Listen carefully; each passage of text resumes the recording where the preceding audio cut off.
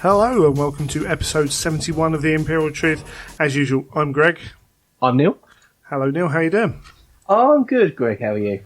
Yeah, not too bad. Apologies for this episode being ever so slightly late. We've had some bits and pieces going on, busy times, and just one of those things that happen every now and then. We've been quite good actually at getting them out on time, and this one slipped. But, you know, that's life. And it's going to happen every now and then, and if it happens less often, then that's a good thing. Indeed. Awesome. So this episode we have got, it is a Sons of Heresy episode. We have got Duncan on to talk about the World Eaters.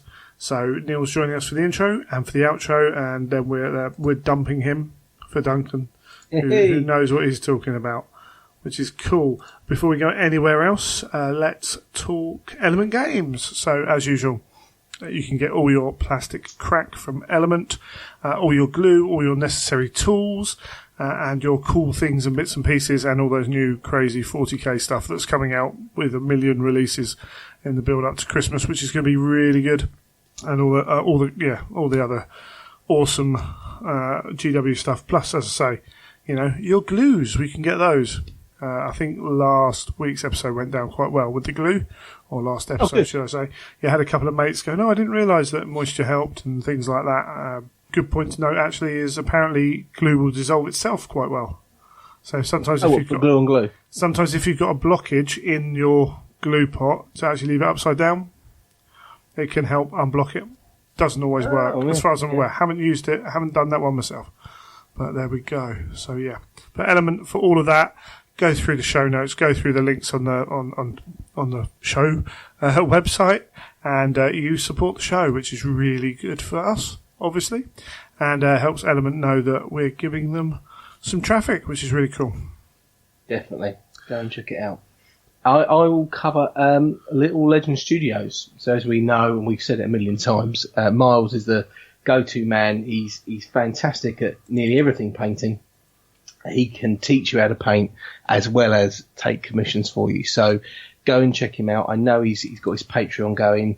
He's got all sorts of different lessons and bits and pieces you can look at. So if you're following him on Instagram or Twitter or Facebook, he's forever posting stuff up. So if you ever want to see the sort of work he can do or that you can learn to do, go and check him out on those medias, and you'll probably be very impressed, like most people are. He's recently been putting some stuff up, I think, from some of his own work, which I thought was very cavalier to be able to, you know, have time to paint things for himself. But he put some Morita up on Instagram, and it looks amazing. Really, really does. Yeah, absolutely. And I think part of that might be down to the success of the Patreon, giving him a little bit of leeway to play with his own stuff, which would be really good for him if that's the case. I know that's still going well on the old Patreon. Really good to hear. So, Neil, are you painting? I'm trying to. This is the first time I've picked up a brush in about 2 weeks. And I can't even seem to focus on the model. My eyes have gone completely. That's age. Yeah, I think I need glasses. I can't see a bloody thing. Fair enough. Okay. So very little from Neil. Obviously yes, been busy. I'm sitting here with a load of bases out and models out that are getting magnetised so they can be put in my carrying solution. I think I had some old green stuff that wasn't quite as good as so I've gone and bought some new stuff because I green stuff and glue the magnet into the green stuff. It's a good adhesive way, as we covered in the previous. Yeah, I try anyway, but some of the old magnets were coming off, so gone and got some new green stuff from. You can find it really cheap on eBay or Amazon, rolls of it. So I've been doing that and just trying out. I've almost finished the Mechanicum for Sunday, which is when I'm sure Sunday after recording this, when this is released, you'll see some information about what's going on. But I need my Mechanicum up to that point for the bits I need. So hopefully that's. How's your big dude with the rotors coming along? The rotors. Oh yes, my Arl attacks. He's finished. He's done. He's all groovy. So I'll try and get some army picks up, I think, at some point. I've literally got 3 Thalax to to do the edge highlighting on, and then I don't know, about 14 bases, which will be nice and quick, and then that should be all ready for that event, which is really cool. And then it will be on to choosing the next project, I suppose, which might be the Knights. We'll see. I'm a bit of a limbo, a bit of an up and down, but at the moment my Knights are actually taking over the middle shelves of my bookshelves, so it's kind of, they're sitting there staring at me, telling me to get painted. So it's funny. I've got a bookshelf. Sometimes I find that quite useful. Have a rearrange. Have things like sort of up front that you know that you need to get done, and it's probably a good way of reminding you to get sorted out. Yeah, I need to buy some more bases as well, Knight bases. I've managed to get a few plastic Knights with no Knight bases. Whether they've been borrowed for other projects or not, I'm not 100% sure. They might be around somewhere. But do they make like the sculpted bases in Knight base size? I don't believe so. No, they give you spare bits to stick onto the base, which is fine, because I don't really want that. I've got a couple of bases where I've got things going on. I think that should be enough, but we shall see. I'll probably make them fit into my other armies roughly anyway. Yeah, who knows? That's for a few days down the line. Hopefully. I did get up to within 1 hour of the 365 1 hour a night challenge, which I must be about 5 or 6 hours off now. But it was good to get that close. So I know with a concerted effort I can get that back fairly easily, which will be good. Have you found that useful, the 1 hour a night? Yeah, it's a little bit of pressure on you to kind of do something. So again, it's not the total pressure of, I haven't done it last night, and then you kind of go, well, what's the point, because I haven't been doing it. But there was the pressure of, I was like 10 hours behind at some point. It's like, right, I need to crack on and have 2 or 3 days of really good hobby. And then actually, you find on a Saturday you can crack out 3 or 4 hours maybe if you're sitting, watching late night TV or whatever with the missus. So I can manage to do that. So it's the right kind of pressure. I found the good weather recently very, very difficult to get any hobby done. I found when we've had it's been sunny outside, very, very low motivation to go and sit at the table. And when it's been so bright outside, I find it then even harder to sit down and then focus with a lamp in your face. Yeah, I mean, I'm a proper gamer, so sunlight is, anathema to me. I am, sunny days I like to sit indoors and appreciate them from there, in the shade with a nice cool drink, so that's not necessarily an issue for me. The issue for me is we took some time off to, go out with the missus and whatever, and don't want to do too much in that. Yeah, it's too easy to get bogged down into the hobby, and I'll probably do a bit too much anyway with podcasts and everything else. But yeah, it's all part of the fun. Okie dokie. I did manage to watch at work over last week. Managed to watch the telethon that they did for Heresy against Duchesne's, and all 8 hours of it actually in the end. And there was definitely some stronger parts of it than others, and some interesting conversations and what have you. But yeah, it was quite entertaining. You can still go and watch it on. Now it's the YouTube channel, and I can't remember the one for Radio Freest fan, and I can never remember what the actual name of it is. It might even be that, or it might be the Forgotten Legion 30k. That's the one. It's the Forgotten Legion 30k. So you can go back and watch it all. And there were some drunken antics at the start, because obviously the Swedes and the English guys were starting at midnight, and then I got up at 6 in the morning, so I'm on the last couple of hours where JP was firmly trying to guide the rudder of the ship towards the subjects he was putting out. But it was a real good fun kind of thing. Good to go back and watch. And they raised loads of money, so they raised $5,000 once it was doubled. So Mr. John Stanford doubled whatever they took in that period of time. So they got up to $5,000, which is amazing. And that's added in to everything else that's going. I think this is about a week ago, they were up to $7,240, which is, their goal's $10,000. So it's not bad at all. And I actually got an email from the guys. So this is from the Bangarian Heresy guys, and it was basically it's a bit of an info and a bit of an update.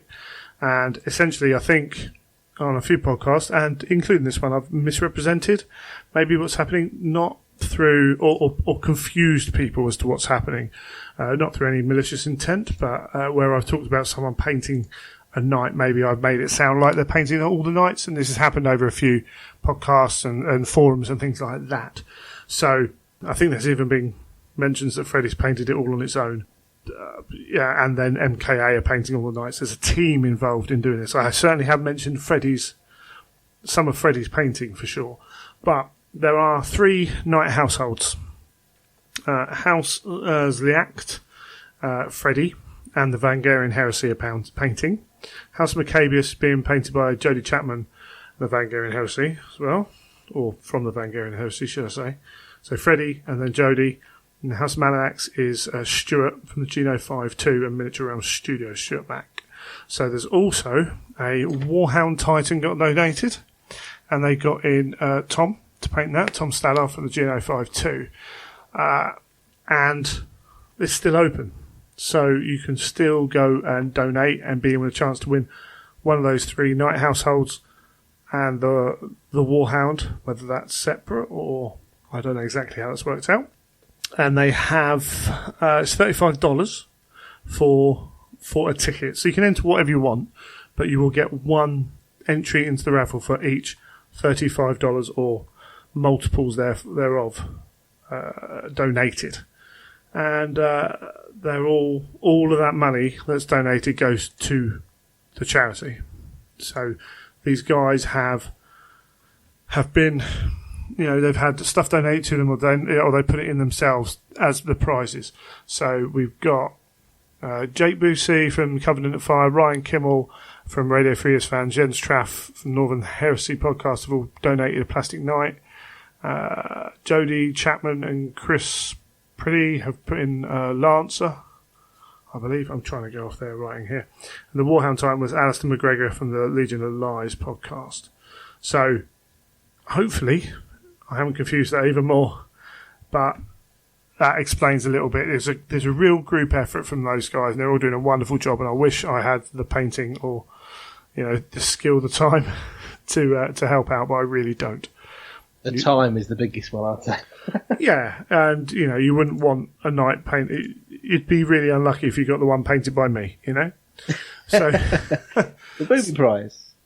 Yeah, indeed. So yeah, there we go. Yeah, it's a great cause. You can go and find it in the show notes and everything else. I'll put it on there. And the other, a lot of people listening to this will have listened to at least one or two of the other podcasts, so they'll know. But these guys are doing a great thing. All those people who donated nights and whatever, and there were some other talk about other prizes being given out as well on top of that. But it's a really good cause, so feel free to go and support them. Wonderful stuff. Anyway, so new stuff. We are going up. We've got a trip up to the Golden Demon Winners' Day soon, haven't we? We have indeed. So we're heading up there. I did in the end purchase my ticket for the Forge World Open Day. Oh, you did, because they sold out of those, didn't they? Oh, have they? I didn't realise. Yeah, they're gone. They are gone. I saw them and I thought, and I was umming and ahhing a bit about it, and then I think I looked back a couple of days ago and it said sold out. Oh, right, okay.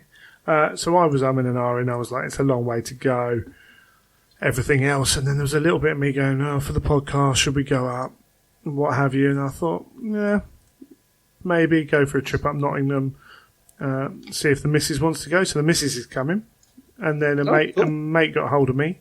And he was like, are you going to go up? And I'm like, well, yeah, I am, me and the missus. So he asked his missus as well. So we got it kind of be good, I think, for the girlfriends I've looked around to know what I Twitter on about all the time.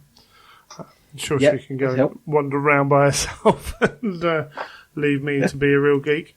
But it'll be good. There's always Bugmans, isn't there? So there's always Bugmans. That's what they should. That should be their tagline. Yeah, absolutely. Yeah, no, so that should be cool. Hoping for some cool stuff there. And we've got a Legion Sakaran Punisher. So they showed us the one with the missiles on the back, and then they released the Punisher, which I think is my favourite one of the lot. Yeah, I really like the look of it. I wasn't blown away by the rules, but No. the look of it is amazing. Yeah, the fact that they've offset the gun from the turret, I think, is wonderful. It just fits right. Everything can look too symmetrical, and it's got the offset bolter in the front as well. I just think it looks fantastic. I've seen some people having issues with the arm it's mounted upon, but when you start to break down Space Marine vehicles to that much detail, I think you're asking for trouble. Whether it's on battlefield role, we'll see many be used in that respect. I know some people have bought them just because they think they look cool, which is always a good reason to buy something. Yes, the best reason to buy anything. Yeah, definitely it is. So looking forward to seeing some of them on the table. But as I say, there hasn't been much. We're coming up. It's, just under a month now till the Forge World Open Day. So there's plenty of stuff. I'm sure that we're going to be shown there, as we've talked about more than once. Yeah, it's always a good thing, isn't it? We see all this stuff, and it just then eventually trickles through. But then the next event's only around the corner. Yeah, absolutely. So. It's a fairly constant stream, which is pretty good. And bearing in mind everything that's happened, we're still waiting on an exact date for the Horus Heresy rulebook. But, I can see that probably being... it's probably going to be as soon as they've got it in. But I wouldn't be surprised if it's at the event, even if it's not ready to be sold then. If you know what I mean. Yeah. Mm-hmm. Well, that'd be quite cool. And, that was the other thing I wanted to talk about. Jobs. Did you see the jobs for Games Workshop that were being put up? I saw some jobs. I'm trying to think if you're thinking the same ones. They had design team. So we're talking about sculpting and things like that. And there was various other writing bits and pieces. And then there were jobs which were to do with their what's the word for it? The face, the video cameras, all that stuff. Their social media. So we're talking about actually being on camera, but being behind the scene and writing blog posts and everything else. Which, as far as I can tell from following Forge World Games Workshop people, is about having a larger team to do more stuff. Okay, cool. In that presence. So hopefully, whether it's more videos or just making sure they maintain the speed of the videos, things like that. But in other aspects of it as well, there seems to be quite a broad little spectrum. I know they do various jobs, which is really cool. So that's going to be good, I think, if they can really nail that down. And it shows that Games Workshop believe it to be working, which is an important part of it. It does surprise me, actually. My phone pings off every time the Warhammer TV goes live. Yep. So do I. I'm surprised at the amount of times it goes off. Yeah. And I often do think, Rob and Eddie must constantly be on camera. Yeah, it's not just them. I mean, they do have John Bracken there as well, and Chris Peach and Duncan have taken their turns, and Martin Morin has been in front of the camera as well. And I believe I'm going to get this wrong now. I think Martin is one of the line managers of that aspect of the social media. I could be confusing myself there, but obviously a lot of content goes out once you've got holidays and things and people are away. You definitely need to fill those holes as well. So there's plenty to be done, which is really cool. But yeah, that's very much was one of the first times I seriously stopped to consider, should I apply for a job at Games Workshop? I can't paint and I can't sculpt. You can talk. I can talk and I can write bits, but whether I can do it to the standard they want, as in the consistency. Yeah, so plenty of stuff going on at GW. If you want to keep an eye out for it, there's some cool jobs. Obviously, you have to work in Nottingham, but hey ho. But you don't, do you? For most of them, you do, yes. There was one that came up for an army painter position in America. Oh, was there? Not many, yes. Though. Not many. Now, I saw it and I thought, wow, that's the first sort of painting job that I've seen that's actually obviously not been Nottingham based. Yeah, that's fair enough. Obviously, doing that for maybe one of their toys for their big battle bunkers out there or something. I don't know. Cool. Yeah, it's quite cool though that they maybe the rest of the world's going to get a bit more love. Maybe. No promises. I mean, Games Workshop must be flying at the moment. So the independent characters put out that they'd had 100,000 downloads for a single episode of one of their shows, and that would, I think it was, they were astounded by that from what I can tell. And having talked to Carl, it's a bit crass to talk about like podcast numbers and stuff. The independent characters are one of the big boys. We all know that from listening, and Carl won't go and kind of shout his head about it. But we talked a few months ago about their listener numbers, and it's exploded. 100,000 is just mega silly listenership, which just shows how big 40k has become. And whether they keep all those listeners, that's a different matter, and whatever. I mean, just achieving that in itself is such a huge achievement. But it shows how 40k has invigorated the gamers, whether that's all Games Workshop gamers, whether they're taking them from somewhere else, I don't know. But it certainly feels like the way GW are pushing on at the moment, that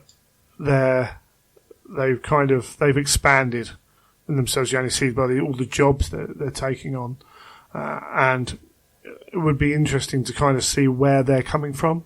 These players, these people spending money. So that's something we can't really look at. You can do an online poll and you can go and check out independent retailers and whatever, but it's only going to give you a very small look into what is a complex kind of arrangement. So. Yeah, it's just a really interesting one because, the hobby's only ever going to grow so much. Most of those people have probably come from within the hobby, within other games. But who knows? But it's really good to see, and it's great for the independent characters, such a positive, such a good driving force for the hobby. And we recommend them for their Heresy chat, which might be a little light for a few months because... I think Carl suffered a little bit of the new edition blues, or lack of new edition blues, which has been around various parts online. I've seen people chat about certain areas again where they've seen no one change over. I think you only have to go on the Heresy trading sites on Facebook, the amount of books that are for sale, and armies, whole armies kind of thing. Because a lot of these vehicles can still be used in 40k, so whether you sell all your toys off is not necessarily indicative of whether you're still playing huge amounts of Heresy. We can only wait and see. Indeed. We can only wait and see. But if you still want to play some Heresy, get yourself up to Stockport for September the 2nd and 3rd for First Blood. My event up there, we've got a lot of people who've tell me they're coming, haven't got around to buying their tickets yet, so buy your tickets. You've got to love selling to people because they will tell you blue in the face. But I forgot to do that. So it's definitely going ahead, and we'll getting that sorted, which will be really good fun. Hopefully, be good to go back up to Element again. Excellent. Well, I don't think there's anything more to ramble on about at the start of the show. So what we'll do is we'll give you the Sons of Heresy episode on the World Eaters, and Neil and I will come and join you at the end.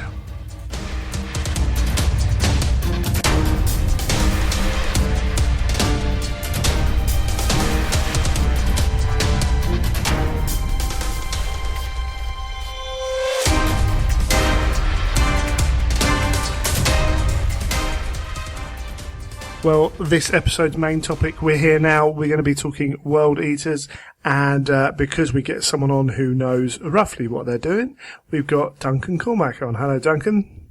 Hi there, Greg. How you doing? Yeah, not too bad. Not too bad at all. Excellent stuff. And you've been playing World Eaters for a while?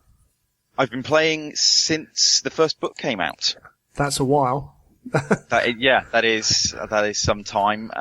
Still not got a massive amount painted. I see the number of armies that get churned out by other people, and I do feel a little bit ashamed of myself sometimes. Tell me about it. Yeah, have a podcast and have people asking you about your army all the time. It's like, yeah, it's working on it very slowly. But so I've known you from one of the first weekenders or something, I think.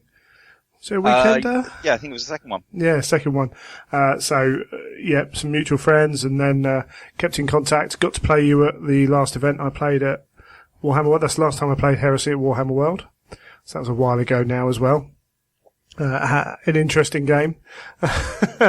But so you've been playing constantly with the World Eaters and trying stuff out. And so what was it about the World Eaters? Well, initially, when I first looked at starting a Heresy army, I was definitely going to do Emperor's Children.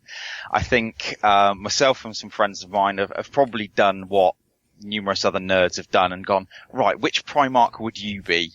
Yeah. And I'm sure a lot of people would go, no, never had that conversation, but secretly they have.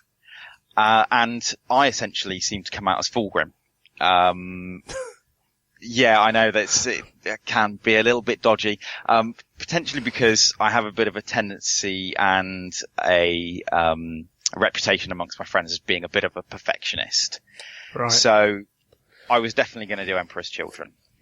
Then I got the first Black Book, read through it, and I just could not do the Emperor's Children. The fluff didn't speak to me, but the World Eaters fluff did. And it just went from there. Fair enough. There we go. Don't need a better reason than that, to be honest. Lots of reasons why people play different armies, and you've got to be happy in what you're painting, what you're playing, and everything else. Yeah, especially with something like this where you've got to put so much dedication, time, and money into it. Yeah. You can't be thinking, "I wish I'd done the other guys." No, that's that way lies madness. Awesome. So as usual, we're using the Black Books as our guide. We're going to go through the background to start with, and then we're going to talk a little bit about the units, the rules, and how Duncan particularly plays them, because I've never played with the World Eaters, and maybe some other little bits and pieces like that as well. So yes, the World Eaters, the 12th Legion, the Warhounds. The origins are less clear for the World Eaters, which is really cool.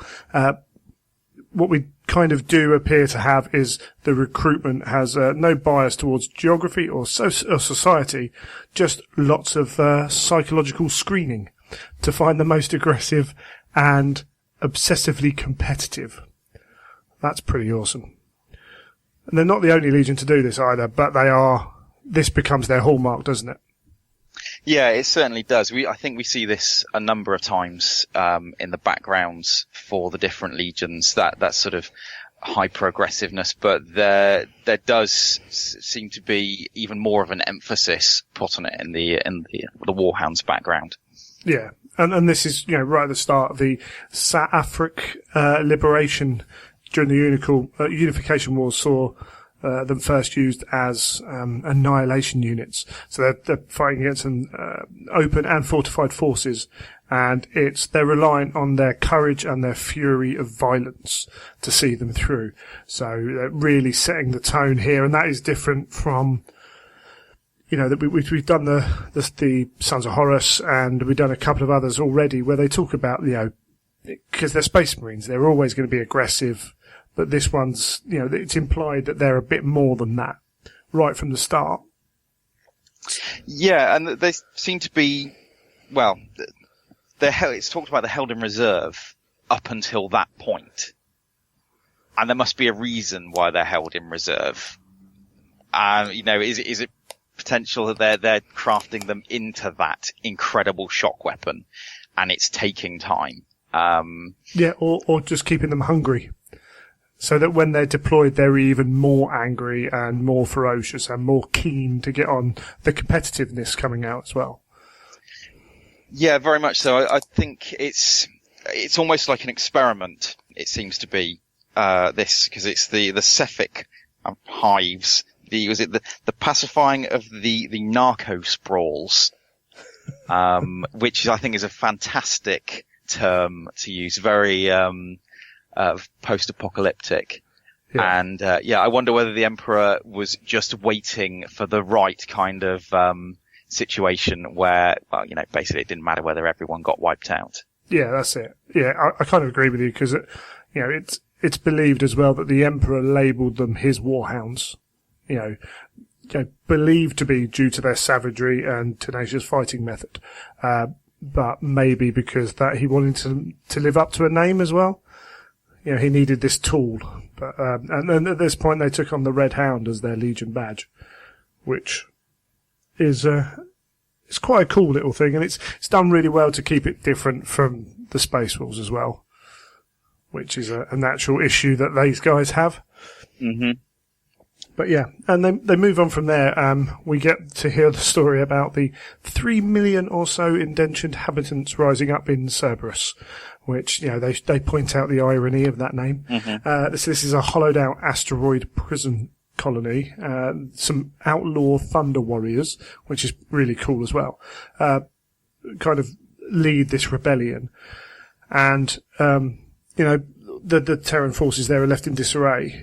While others were kind of going out to start the conquest of the galaxy, the Warhounds were sent to handle the issue. And we got Praetor Commander Caleb Hax, 5 hours and 8 minutes after the attack began, claimed that it was compliant. Mm-hmm. And his Alves Scorn, leader of the second wave, was asked how many prisoners he had to bring in, and the reply was that he hadn't been ordered to take any. That's a wonderful line. Yeah, absolutely. It's like, no, you can have to tell me if you want anyone to survive. Otherwise, everyone's dead. That's what they do. Already, right from the start, there's no doubt about it, these guys just kill people. Which is, one way of doing things. We've also got, accounts here that the insurgents were killing each other in their panic. And even though the Thunder Warriors lay dead, they took some guys with them. But we've got a quote here as well. I do not doubt my Emperor's wisdom in creating unnecessary evils such as these fearful warriors, nor do I doubt their effectiveness in battle. It remains my fervent hope, however, that though I spend my life making war for the liberation of mankind, that I never again see such inhuman butchery as I have witnessed in the halls of Cerberus. So you wanted to play these guys, yeah?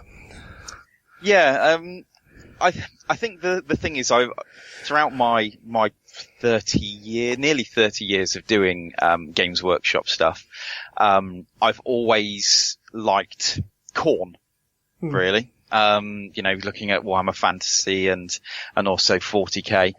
So it's the martial aspect, because I think there's a very strong martial aspect running through the Legion. And I think what's really interesting, sort of, it's talking in this little section about the Thunder Warriors, lying with numerous World Eaters dead around them. I think it makes quite a nice distinction between the World Eaters and the Space Wolves, because I think there's a lot of the time parallels are drawn between the two of them. And whereas perhaps the Space Wolves, acting like a pack and, perhaps would pick off, a larger prey, such as a Thunder Warrior, you've got this Thunder Warrior's carcass surrounded by numerous dead World Eaters because they have just charged in. And it's that, almost like a pack. No, perhaps not a pack instinct, a swarm instinct. Yes, yeah, that sounds like about piranhas. Right. Yeah, they're much. It's much more like that crashing wave of just everything hitting at once. They're very much that blunt instrument where the Space Wolves try and be a bit more precise. Yes, yeah, very much so. But it's cool, and it creates this, and you can already see where the issues are for this Legion going forwards. I mean, everyone knows what happens to them, and it's hard to look at them now and not see that there would be issues later on. But that's a whole different story as to the reasons why. But moving on, so we got they joined the Crusade. And they got temporarily broken up into these sub-commands, but the largest of them, 8,000, were designated to the 13th Expeditionary Fleet, along with assault and support elements. And they were sent. All these attachments were sent where the fighting was the fiercest. They were serving as frontline troops in campaigns, alongside people like the Dark Angels, the Space Wolves, and Iron Warriors. Other places they were used, they were more like the killing strike for Imperial army formations, where they couldn't break a deadlock, and the World Eaters would go in and just do it in one assault. And over this period, amongst their colleagues, they were developing this reputation of achieving victory, but the cost in slaughter was there, not just for the enemy, but for them as well. But those enemies would be in no condition to surrender afterwards or resist what was coming. So right from the start, again, amongst their brethren, they're getting this reputation. But they're also getting this reputation of being unpredictable, intemperate, and dangerous to anything in their path. Some claims that they've even put auxiliary regiments to the sword when they felt they'd failed them. And the harsh discipline in their ranks was being seen as well, because it was needed to be seen, because essentially what it looks like you're dealing with is madmen. Yeah, and I think it's important to note that this is before Angron turned up on the scene.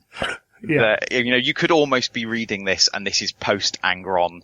This is, post Butcher's Nails. But no, this is before they get that added level of psychological defect. Yes, yeah, something like that for sure. Yeah, absolutely. The War Council started to look at them as they were the tool where annihilation was the goal. Over time, the Primarchs were put back with their legions, and the Warhounds weren't needed so far much as reinforcements, and they were brought together under this bloody 13th Expeditionary Force banner. And chucked in with them were other units who have developed a reputation for unrestrained violence as well, or were suited to places where, collateral damage was not a thing to worry about. And they gathered at Bot, is that how you pronounce it? I think it's that's generally how I've gone with it. So a harsh volcanic world, where the 12th have been training. And again, we get another quote here from Sanguinius this time. He's claimed to have stated, "The Emperor is assembling a carnival of monsters for his amusement, although I doubt whoever he unleashes them upon will see the jest." So, yeah, we are getting this legion of brutes and psychopaths and absolute murderers just joining, and not in the Kurz way, just people who seem to just revel in that bloody combat and the violence that comes with it. Well, yeah, I mean, it talks about regiments of feral world headhunters being inducted into the Imperial Army, and brute abhumans on the edge of tolerated genetic deviance. Yeah, this is a legion who are there now to bleed. They're there to bleed the enemy, and they know they're going to bleed, and just as long as you can do that, within reason, you're going to be allowed in. Yeah. And it kind of seems that when it's talking about with the them fighting campaigns alongside the Space Wolves, the Iron Warriors, and the Dark Angels, that they're being unleashed perhaps to distract whoever they're fighting, and then actually those legions can get on with the proper soldiering. Yeah, absolutely. Yeah, it does. Looking back on it, allowing the Warhounds to do that job whilst the others carry on doing their normal, whatever they're applying themselves to. Certainly utilised in a brutal way as well. Do you think, because we're up to the point where Angron's discovered now, do you think that Angron was supposed to fix this? So we know that various other legions, when they met their Primarch, it's either curbed them or it's created a diversion in the way they work, and it's essentially saved that legion. What do you reckon? I don't know. I think perhaps yes, I would have said before reading Master of Mankind. But I think looking through it with the lens of the excellent snippets in there about Angron, I get the impression not. Yeah, so we're going to talk about the Butcher's Nails. I wonder if he was supposed to be the whetstone to be used on this blade, to just bring it into line and shape it. We don't know. There's not enough here to really kind of suggest it. It's all supposition, but I wonder if he was supposed to come in and just maybe hone this blade to be used a little bit better. But it could also be said that the way they've been used and the way they carry on to be used, maybe they weren't supposed to be. We'll never know, because the Master of Mankind covers an aspect of maybe regret in the circumstances of Angron's discovery, without going and spoiling that. And the plans are spoiled, basically. I think it does. There are mentions in this background, and bearing in mind this background was written, at the very beginning of the heresy, which has it's obviously now been fleshed out a little bit more. It does talk about kind of the martial. There are martial traditions going on within the Legion before Angron arrives, so that does suggest a certain amount of control outside of the theatre of combat. And I wonder whether Angron, without the nails, would have been able to make something more noble of them. Sure. But still ferocious on the battlefield, more so than any other Legion. Yeah. Rather than the slide into madness, essentially. I think there were always going to be the siege breakers, in the old style of being that. These were always going to be the first bodies to be thrown against the toughest enemy. I think they were always going to be the barbarian horde. Yeah, absolutely, the berserkers, or however you want to look at it. Yeah, but it's an interesting thing to think about. What would have happened had a non-broken Primarch been given back to them? But hey ho. So, talking about Angron. So he lands on this planet, and there isn't much. Again, there's a few kind of vague stories about him being captured by this human masters of this decadent world that live in a decadent lifestyle. Maybe he was injured, surrounded by slaughtered predatory beasts or Xenos warriors. That also could have just been a story to sell more tickets for the gladiatorial fights. We don't know, but he was brought in as this into the fighting pits immediately, probably because of the nature of what he was and who he was and how huge he was, even young. And he, we get the Spartacus story that most people know. He's the greatest gladiator the world's ever known because he's not human. He's a Primarch. And in these fighting pits, it was common practice to improve, in inverted commas, the fighter's ability with their biochemical and cyber-surgical enhancement on top of their brutal training. Angron, being a Primarch, actually rejected most of this. His body did. But the psychosurgical device, known as the Butcher's Nails, was implanted into his brainstem. So this enhances his aggression to inhuman levels and creates, a killer beyond anything that this world has ever seen. And he also gets his title, Angron, Lord of the Red Sands, in those gladiatorial rings. It's even more than Kurz. This is the real unlucky. Just landed in the wrong place. Or the right place, who knows? I mean, that's another story in itself, isn't it? I think he is. I mean, for me, I am obviously a huge Angron fanboy, but I think he is possibly the most tragic of the Primarchs, especially when you look at things like Betrayer, his monologue to Russ on the Night of the Wolf. It's heartbreaking. Yeah. For all Kurz was plagued, Kurz made a choice, And his choice was heavily influenced by where he was and everything else. Magnus made all those choices. Mortarion was on a death world, actually made deals and went back on them. All these other people had choices. Angron had no choice. He was on this planet. He got the butcher's nails, and that's it. And then he has to move from there. Now, he has choices after that, but he's already been so set by what's happened before him that it becomes really hard for him to make any other decision, I think. It's again, he's got that martial honor, the loss of his comrades, which I'm sure we'll get to, that impacts upon him, so greatly and offends his morals. Yeah. Yep. So greatly that there can be no going back. No, he's been wronged by the Emperor. Yeah, we'll get onto that.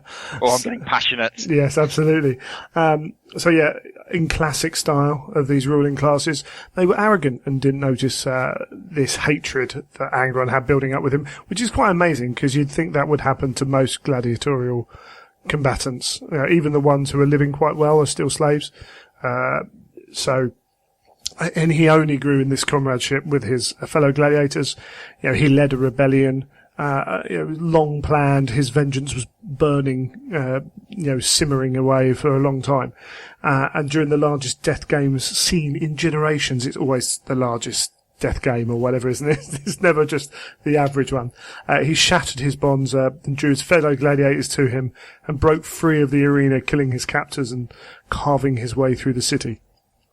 Now, due to the nature of the high technology of the people who ran this place and the fact that they were gladiators, it was always going to fail. But they moved so quick and the armies were so, slow to react that they tore through the city, and it took time for essentially 5 armies, all 10 times the size of the slave force, chasing him down into the mountains.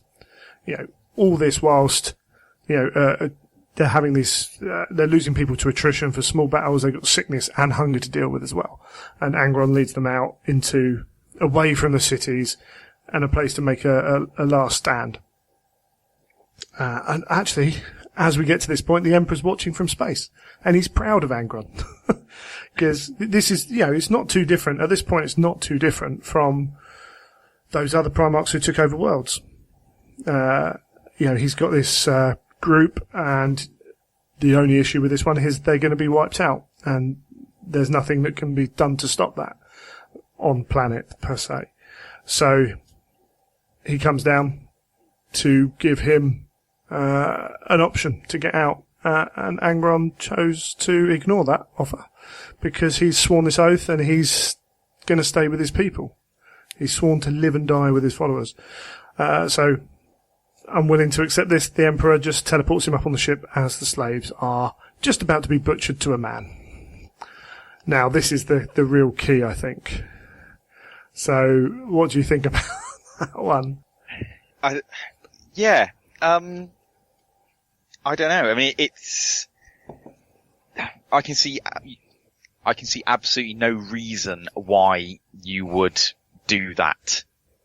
I know the Emperor is whatever he is, and, his reasons are beyond, human understanding. But why? Do you, what? Do you think that Angron could accept the Emperor coming down and facing off against those armies?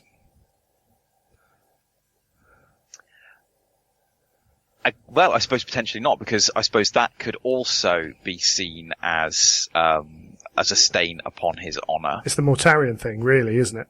Where Mortarion blames the Emperor for stepping in. So I do think that maybe the Emperor's already met with him, realised that he's not...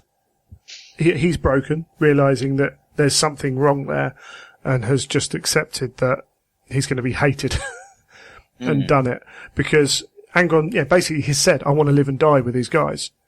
So short of making them all Space Marines and everything else, that's not going to happen. And if any of them said no, then Angron would probably say no as well, because of that honour. I suppose we are looking at two potential evils. I think, however, the Emperor may have gone for the greater of the two. Maybe. Again, it all depends on what the Emperor's plan is and blah, blah, blah, blah. I mean, if I always go by the fact that he's only got limited time, and with Angron maybe less than useful as a Primarch compared to some of the others in terms of, Guilliman's leadership, world building, Horus's leadership, blah, blah, blah.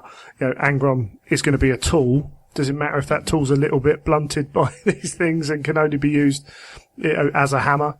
Then cool, I'll use him as a hammer. So, yeah, but it's a real... This is where, what decision do you make? Because you need your Primarch. You can't let your Primarch die because he's useful. So it becomes a really big thing. And of course, this is where the issues between Angron looking at his father start, really. That wound will never heal. Very much so. Angron is obviously starting to draw parallels between the Emperor and the High Riders, I believe they're referred to on Nuceria, his previous captors. Yes. So this is the beginning of him drawing those parallels. This is the problem. For Angron, it's freedom. Angron was never free.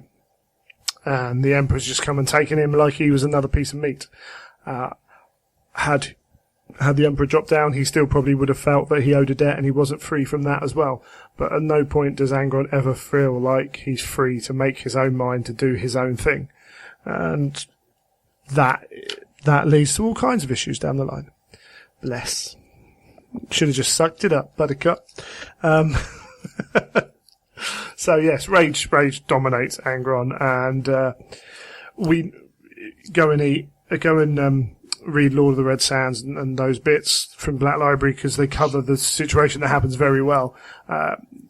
We know that various of the Legion who have tried to approach him immediately after this meet a grisly end, and it's Khan who eventually gets through to him by being beaten to a bloody pulp, and eventually Angron comes out to take charge of his Legion, and that's not really talked about in this book, but that's talked about very well in Tales of Heresy, the first novel. Yes, after Deshaya. After Deshaya, that's the one. Lord of the Red Sands is a different one. So yeah, After Deshaya, by Matthew Farrer, I think it is. Very good. And there's that line in there, your previous troops were known as the Eaters of Cities, and now, you will be the Eaters of Worlds. And they take that as their moniker moving forwards. And he seems to be fairly well within himself at the end of that story, compared to where he was, for sure. Yeah, very much so. So, Angron physically powerful, his apparent love of violence, that's what people saw from him as, again, this real native intelligence, as well as a fearsome charisma, which I don't think gets talked about a huge amount with Angron. Certainly his Legion love him. All the Legionnaires love their Primarch. Well, maybe the Night Lords, maybe not so much. But there's a real strong bond between the World Eaters and Angron. Yes, there's, I can't quite remember the line exactly. There's a line in Betrayer, where, one of the World Eaters, it might be Khan, is asked about Angron, and they're quite clearly talking about, they know what's wrong with Angron. They know he's a problem, but he is their problem. Yes. And if anybody talks ill about their problem, then they'll take umbrage with that. Yeah, absolutely. Yeah. I think some more fruity language may be used in that line. By ADB, yes. Yeah, I'm sure. Indeed. Yeah, absolutely. He almost becomes one of their own. You know, they look to him as this, like, it describes him in the Black Book as a savage messiah. He's this great warrior that exemplifies, like, their brutal honor and combat that they've already been enhanced with.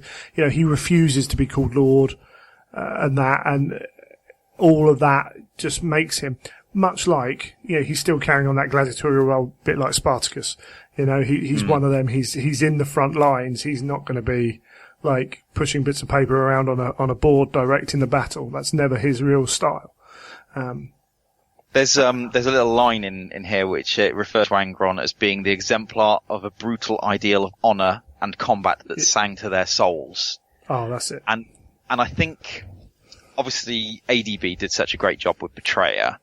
I think the World Eaters truly have a soul as a legion that perhaps I don't think some of the other legions have developed. Yeah, no, that's fair enough. And that's very much part of the character of some legions, the Iron Hands, people like that. You know, they are matter of fact. The Iron Warriors are all about the numbers.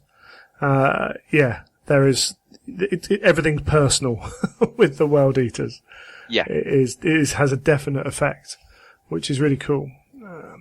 So yes, Angron eventually comes to the mustering ground of Bot and starts making his changes.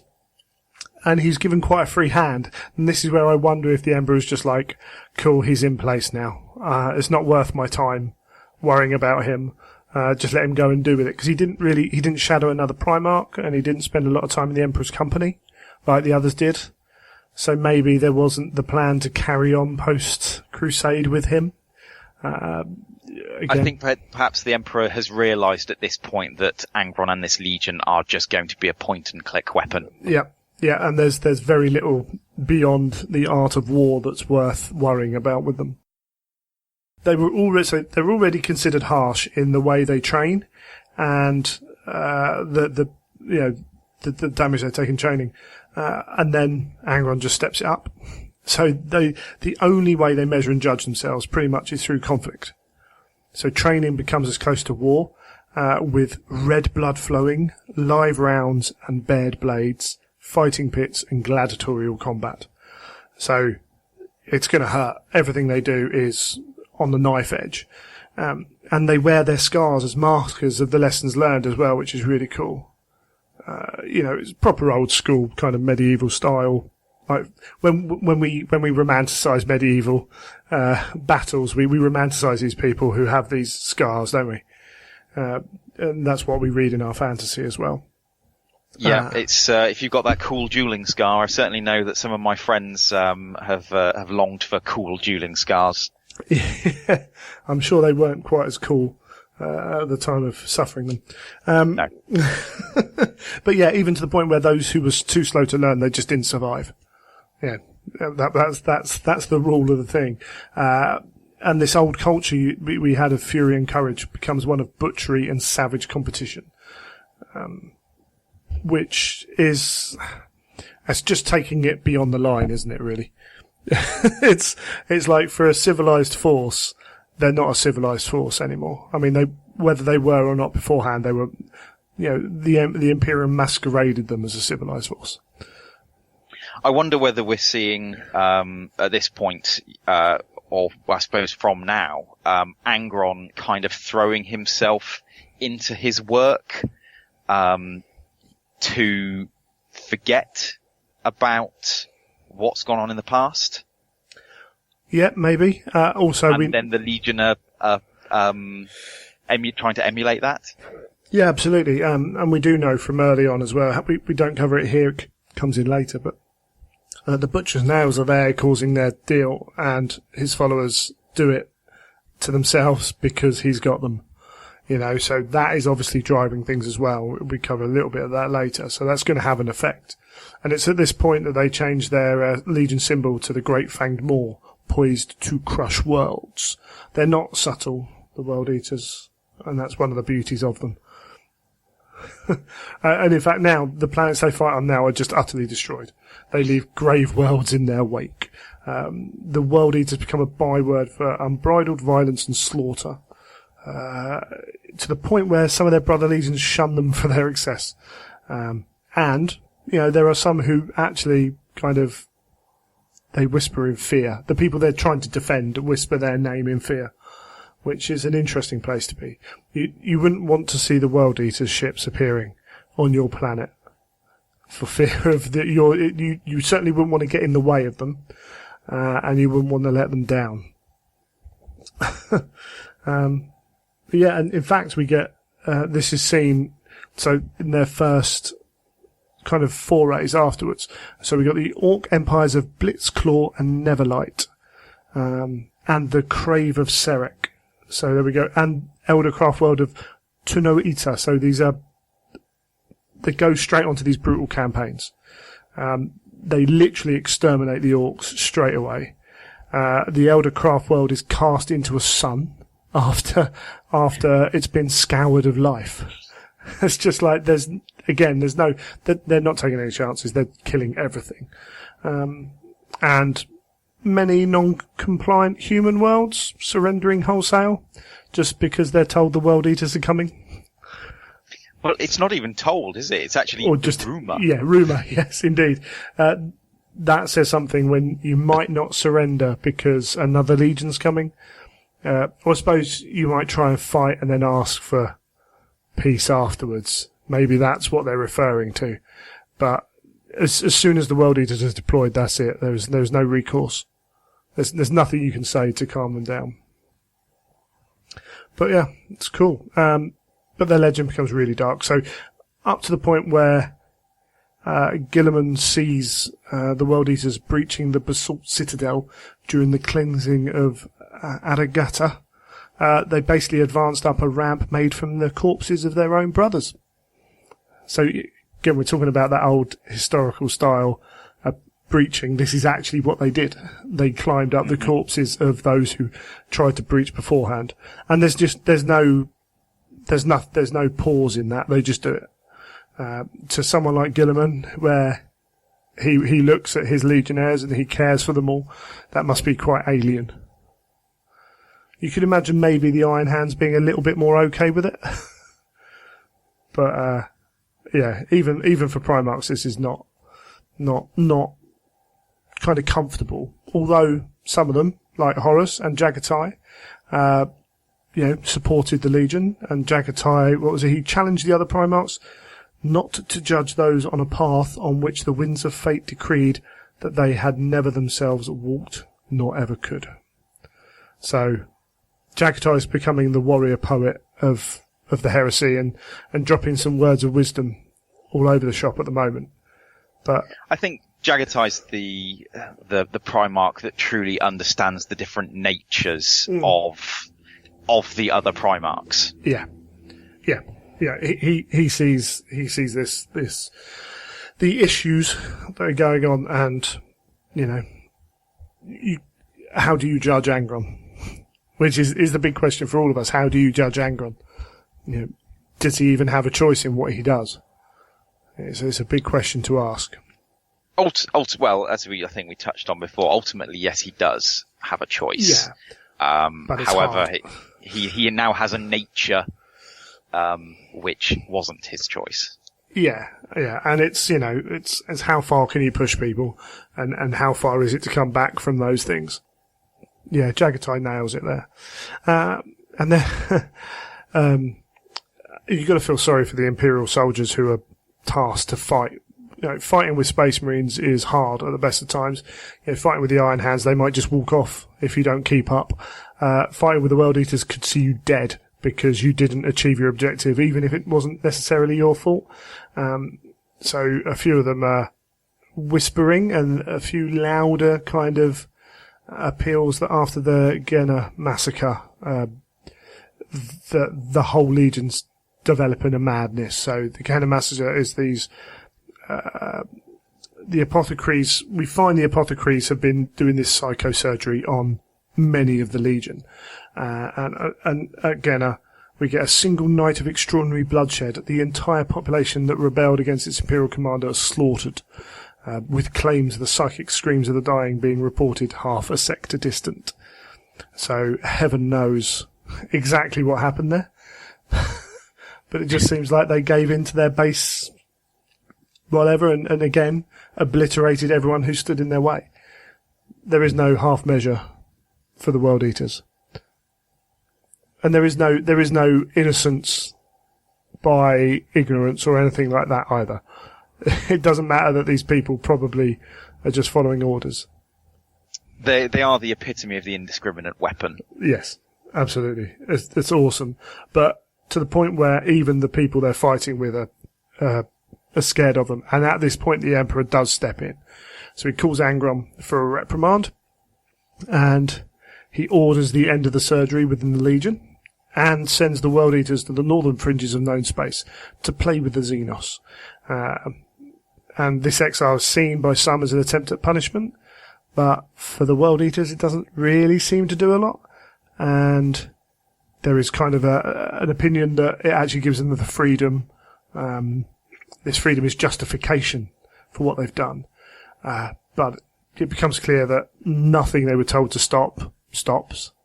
And by the time he chooses to bring them back into the fold, he asks Horus to do it, and Horus has already turned, and it becomes an easy task then for Horus to turn his brother. So this is the other really big kind of thing the Emperor does that people question with the World Eaters. How do you punish the World Eaters? Sending them away? Where there's no one... Sending them away and not keeping an eye on them to allow them to do exactly what they seem to enjoy. It's not a punishment. It's not censure. If that was me, I would take it as a reward. Yeah. We'll probably talk about the Night of the Wolf a little bit later on, but, or actually we could talk about it now, because, it would have happened before he came back anyway. But, yeah, how do you punish them? Sending them out there? Maybe sending them out there and not calling them back is the answer. Because I don't think anything will sink into Angron or the World Eaters. This is who they are. This is how they want to be. And we see that with Night of the Wolf. So Night of the Wolf is Russ trying to teach Angron a lesson. And I can't remember, it's talked about in Betrayer as well, isn't it? It is, so yeah. Most people know about it. So Russ ends up fighting mano a mano with Angron, and at one point Angron knocks Russ to the floor, at which point Russ says, "Look around you," and he's pulled Angron out of his Legion support, and there's Space Wolves all around him ready to put him down. And the whole idea is that you can't just run and kill stuff. You've got more responsibilities as a leader, and et cetera, and Angron's response is, "I don't care." Essentially. And you can have all your debates about who won the Night of the Wolf or whatever, and there's fundamentally flawed on both sides. Russ tried to teach a lesson to someone who would never learn a lesson. It's a no-win situation. I think the thing is that Angron, in that situation, Angron will consider that he's won. Yes. Because through and through, he is... he's a warrior. He is that gladiator. Yeah. And he has just defeated Leman Russ. Because I believe at this point, isn't he stood with his boot on Leman Russ's head? Yeah, it's something like that. Now, conjecture, does he beat Leman Russ, or does Russ allow him into this situation? We don't know. We've got a side of a story, and, yes, certainly, but this leads to Angron believing he's won, and Russ believing... So this is the thing. Yeah, and this is the thing. Angron believes he's won, Russ has believed he's delivered Angron to the point where the message will hit home, which it doesn't. So they're both claiming, I'm not going to ignore that. Both sides are going to claim they won. Russ would probably claim I let him do it. Maybe he did, maybe he didn't. Maybe Angron beat him down. If we were playing the game, I know what would happen. Unfortunately, We'll get onto that later. So how do you teach Angron a lesson, or can you? teach Angron this lesson. I don't believe you can. No, I'm with you on that.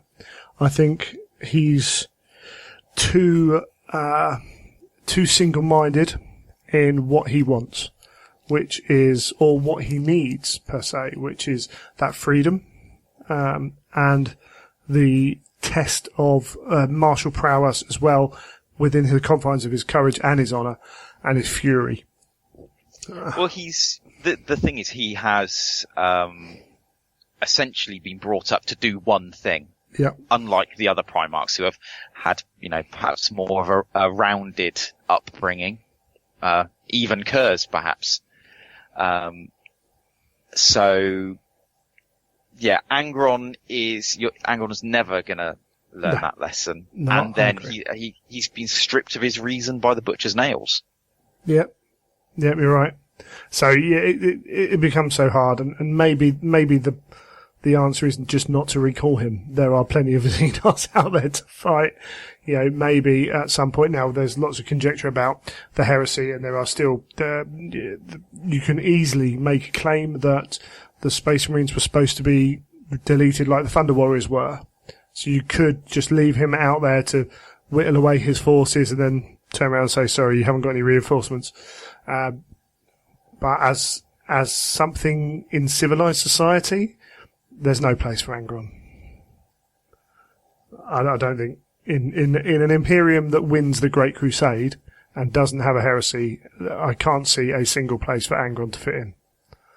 No, certainly not. And you can see where Primarchs, obviously, Rabut Guilliman is the prime example. He even at this point understands that. I suppose in some of the later books in Unremembered Empire, you have instances of him talking about his legionnaires actually going and being the rulers of worlds. Yeah. Whether or not the Emperor has that plan for Guilliman and his progeny, different story. Who knows?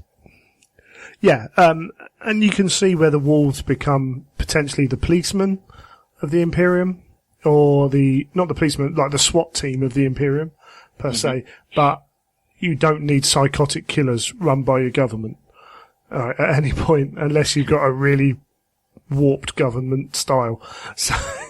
So yeah, we're not living in Running Man times, So yeah, I just think they were doomed, bless them. Awesome. So yeah, for the structure and the formation then of the World Eaters, yeah, they started off following the standard Terran pattern, as they do, but there was this heavy bias towards outfitting them for direct assault and operations within a Zone Mortalis style battlefield. So these areas where death was like so commonplace, it was unbelievable. So right from the start, they were geared up towards those heavy, attritional battles. And Angron, again, didn't change much of that, but he just streamlined it further within its echelons, its chapter level structure, pushing towards line infantry formations, leading towards this heavy, a hybrid of tactical close combat troops for the main part, supported by heavy assault units with Terminators, land speeders, things like that. Which is cool. So he's taken that style of warfare and then just plussed it up a few, which is cool. And this allows them to have this highly aggressive strategic posture, whilst also, being belligerent and taking those casualties. And it's highlighted in their planetary invasion style. So they quickly embrace this mass drop pod attack from orbit, delivering themselves right into the heart of the enemy to pin all the enemy down, and then for this second wave to come in with the heavier units, the armour, and to target those bits which are managing to deal best with the World Eaters, were pretty awesome. So that first wave is almost expendable in what they're doing. Yeah, and actually just going through that bit, a question for you. Do you think Angron cared about his Legion? About the Legion, yes. Actually, no, yes, I think he does. I think every death in that drop pod style where they're left would have been considered to be an honourable death. Right in the middle of the fighting, where the fighting was the thickest. So, he doesn't care about the person, maybe, but he cares about the ideology of, we are warriors, we are fighters, we will go forth and we will battle and we will die standing on our feet with a sword in our guts. And that's what he cares about, and that's what he's installing in his troops. Mm. Not many World Eaters are going to make it to old age, are they? No. Yeah, it's warped. It's completely different and warped, but that's essentially carrying on what he was doing on the home planet and everywhere else. You know, there's no, loss of life in battle is not a negative for him. And by extension, his Legion. And that carries on, you know, all the way to their new patron, really. But yeah, even they're putting huge close supporting batteries from barrages from warships in low orbit, Titan siege units, just throwing them into the thick of the fighting as well. You know, it's all about just crushing the main parts of the defence, and their onslaught would overcome resistance through hurling themselves again and again at the foe. Brutal but effective. And hand to hand is their key thing. That is where they preferred to fight. It's where they prefer to fight, but it doesn't mean they can't do the armoured assault thing like that. And even Ferrus Manus described the assault at Aldebaran Septus as the epitome of ironclad rage given form. So that's quite something from Mr. Angry Ferrus Manus as well. I suppose, even if you meet somebody who is more angry than you, at least you give them a bit of a doff of the cap. Absolutely, yeah. But these are all these actions are a mean to the end. The Warhounds want to deliver, the 12th Legion want to deliver their troops where they need to be to get up close and personal, to the point that even reconnaissance squad, vehicle crews, everyone had either knives, hatchets, cleavers, or chain blades, flay cutters. Everyone had a weapon. Doesn't matter what your job was. I mean, these are truly the Legion where you can say, drive me closer so I can hit it with my sword, more than anyone else. And they became synonymous with the chain axe. So this actually dates back a long time. I didn't realise this. The techno-barbarian tribes of Terra had this, but Angron refined how they used it and everything else. And it gained its reputation because it's massively effective against the orcs, and became the symbol of the World Eaters. It's brutal and savage, remorseless and unsubtle, a machine with one purpose: to kill. You can't parry with the chain axe. I was going to say exactly that. Yeah, it is. There's just no subtlety to this at all, as it says. And again, that chain axe carries on through, up until 40k and everything else. It's still iconic as being that kind of weapon, which is awesome. And again, we mentioned the training was brutal. Fatality records are believed to be among the worst of all the legions at the time. Again, I'm not too sure they'll worry about that because a lot of their fighting was done against each other, gladiatorial combat, all that jazz. So dying to a better opponent in an honourable combat, again, it's not a bad thing for them. They used live rounds, they had whetted blades, and the goal was to raise the skill and strength of the warrior, before they could join the Legion proper. And it was, individual skill was highly, highly praised, to the point where we're getting competitions and matches between entire companies or battalions that are then having to forge those together, all under Angron's iron judgment. But it was always, if they could fight a war to do it, they'd fight a war to do it. They were hungry for wars. Because of this, because of the nature of losing so many people, they've streamlined and accelerated the recruitment process, as you said, from feral and feudal worlds, brought in just to satisfy the demand. And the apothecaries, as with others, have embraced the Primarch's genetic material to stabilise and speed up the progress. But alongside that, they've got the psychosurgical implants, the Butcher's Nails. So this provides them enhanced aggression and pain tolerance, far beyond other Astartes, but left them devoid of joy or peace, save for that in battle. So this is really well covered in the Butcher's Nails, and all the other things we've read, and the Butcher's Nails audio is brilliant.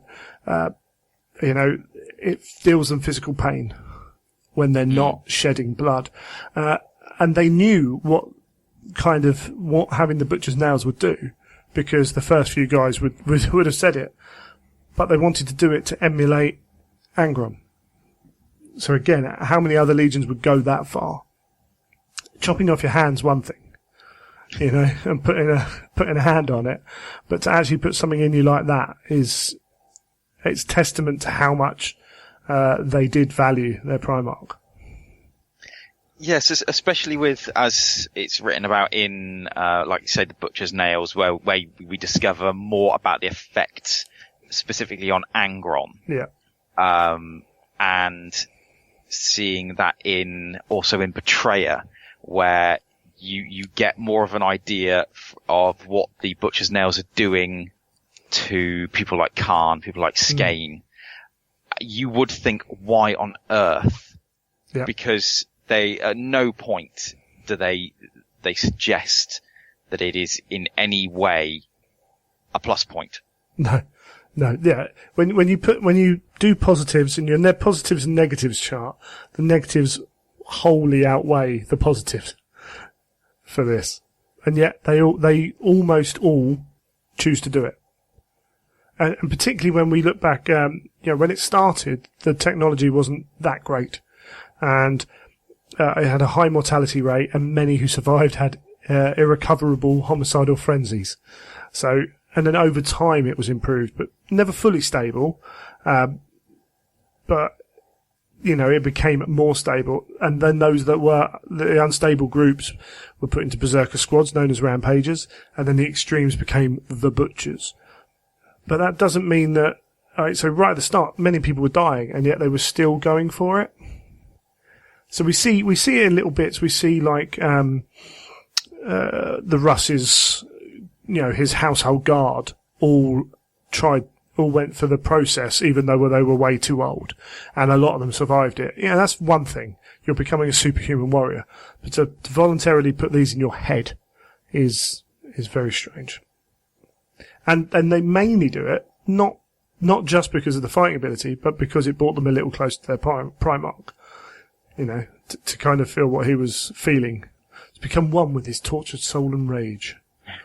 They do almost seem to feel sorry for him. Yeah, it's really strange, in a really cool way.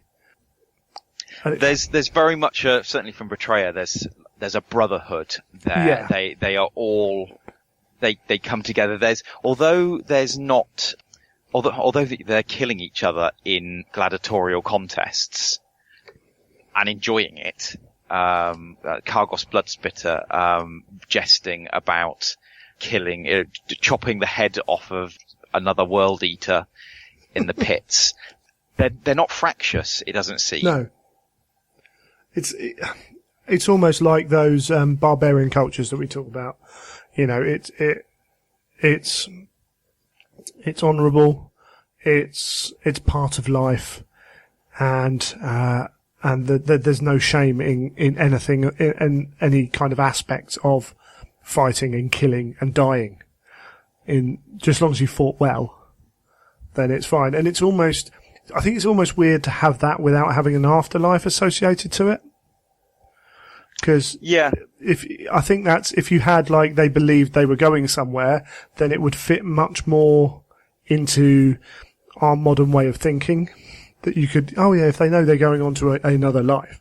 But this is just, they were doing it for that without the requirement of moving on somewhere better. But yeah, it's cool. It's cool. It does mark them out as being quite different as well, which is really good. And as we've said, with the command within the Legion was gained through actions on the battlefield. So, specialists were singled out by aptitude early on, but you would gain command by performing on the field of battle. And no rank or role was exempt from the expectation. There was fight as hard as the rest. So as you went up, you were still expected to do everything you were expected to do before. And if, never was it discouraged to walk up to your foe and strike them with a blade, no matter if you're an artillery crew or tank crew or whatever. It's all good. It's all good. Everyone can have a blade and can stick it in someone. And then we said earlier that order and discipline are not necessarily the kind of prime motives of the World Eaters. They were enforced with violence, absolute violence. And again, there's no recourse taken for honour impinged or slights received. It's like, you didn't follow my order, bang. That's it. There's nothing personal about it. It is matter of fact. But you've got a legion where they are so violent, they must only respond to violence, I suppose. Yeah, it's very much a kind of having friends in the military. There's very much that sort of you are punished in whatever way it is, and then you just move on. Yep. It's done. There's no grudges held. No, absolutely. And because of this, the officers knew that they'd have to back up their commands with force, and punishments would have to come from their own hand as well. So again, that's an honourable thing as well. It's like, they're not sending you away to get punished somewhere else. It's like, no, I will beat you if you don't do it. And to directly disobey an order was a death sentence to be carried out without delay. So again, there's no grey area with the World Eaters, which is cool. Their approach was life itself is a war. Failure as well was not tolerated. Surrender never countenanced, and mercy was given in the form of a quick death rather than anything else. Whilst if someone was a coward, they deserved only savage butchery. And this was for their own troops as well as for the enemy. There's no distinction here. They're quite open in the way they approach things, treat everyone equally. And within all this, as we said, Angron brings this tribal unity.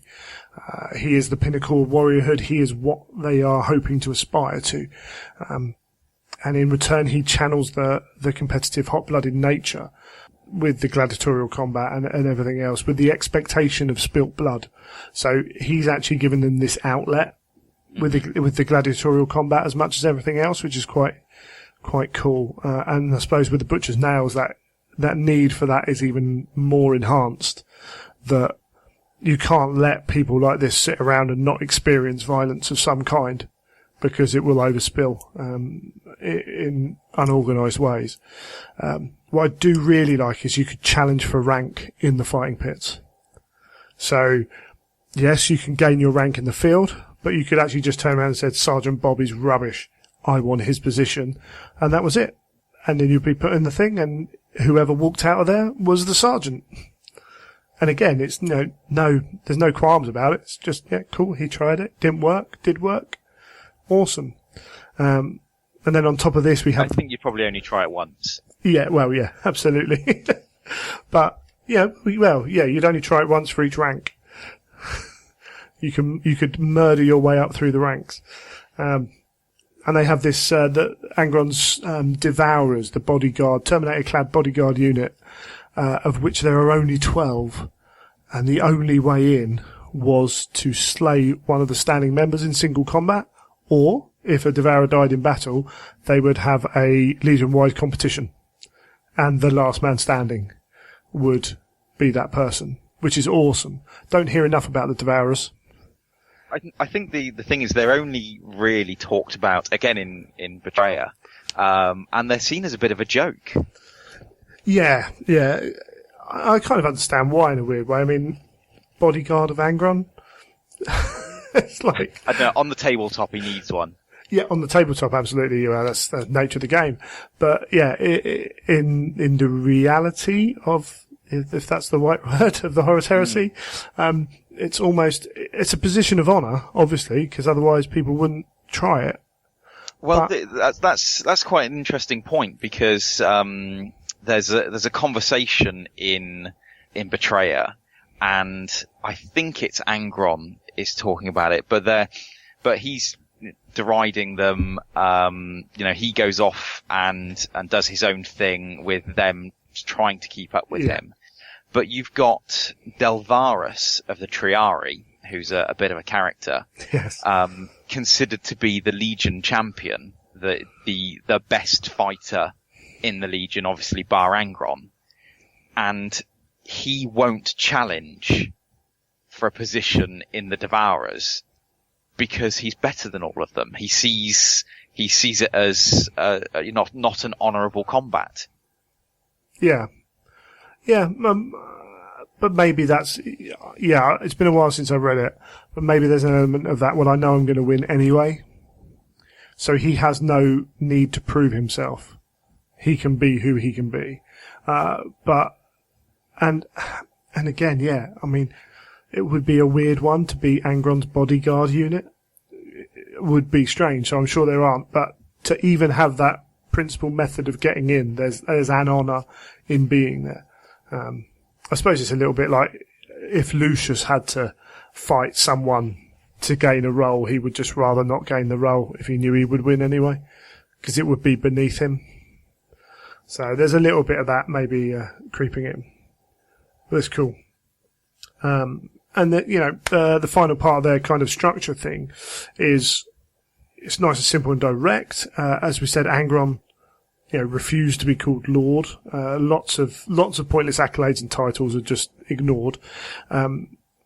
He wants a nice, transparent chain of command, and the World Eaters themselves would recognise honours by marks of brotherhood and scars of battle, and these can transcend rank, which is really cool.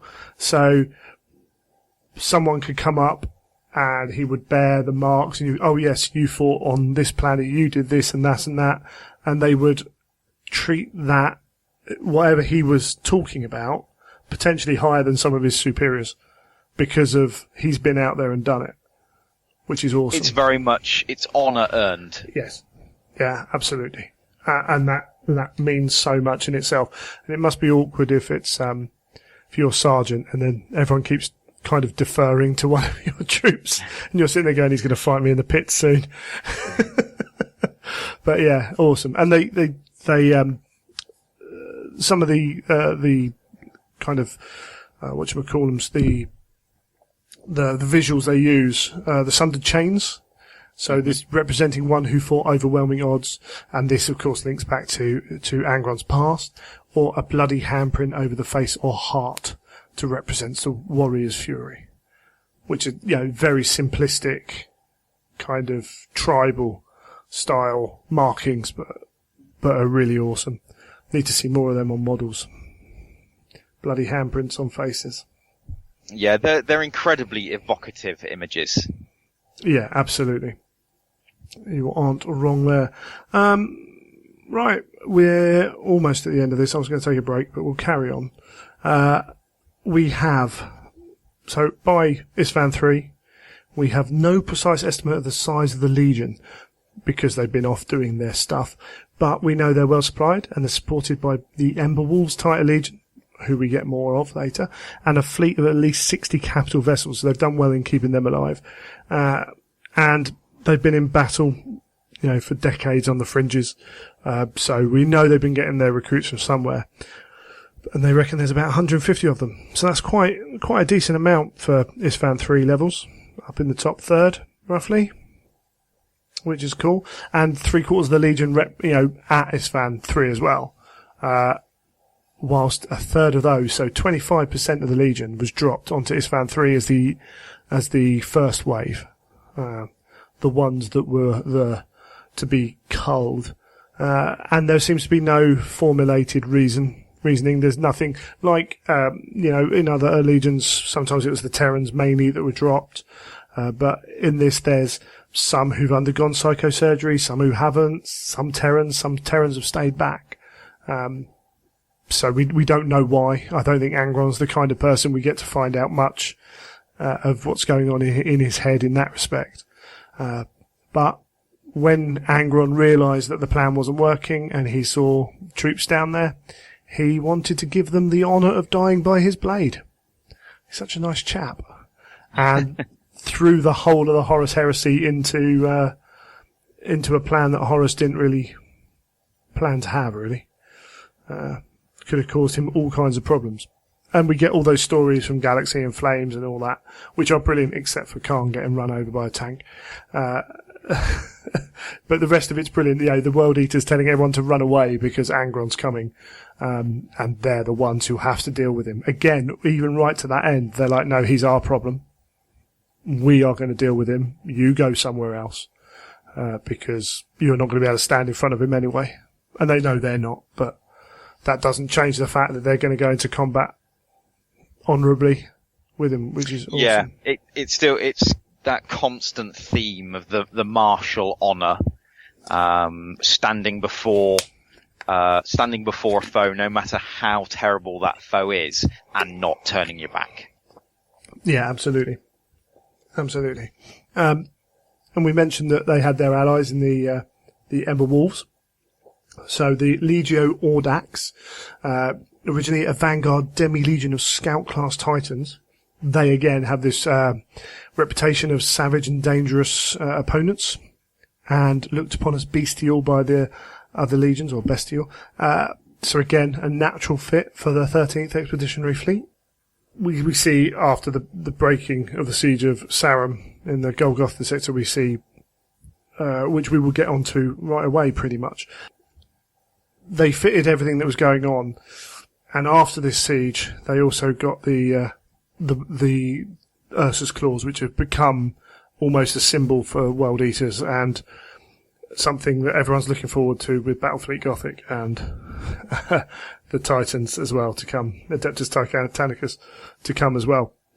These awesome spear space harpoons, but also, as I say, fitted to the Ember Wolves, fitted to their ships as well. We got the Conquerors, got them.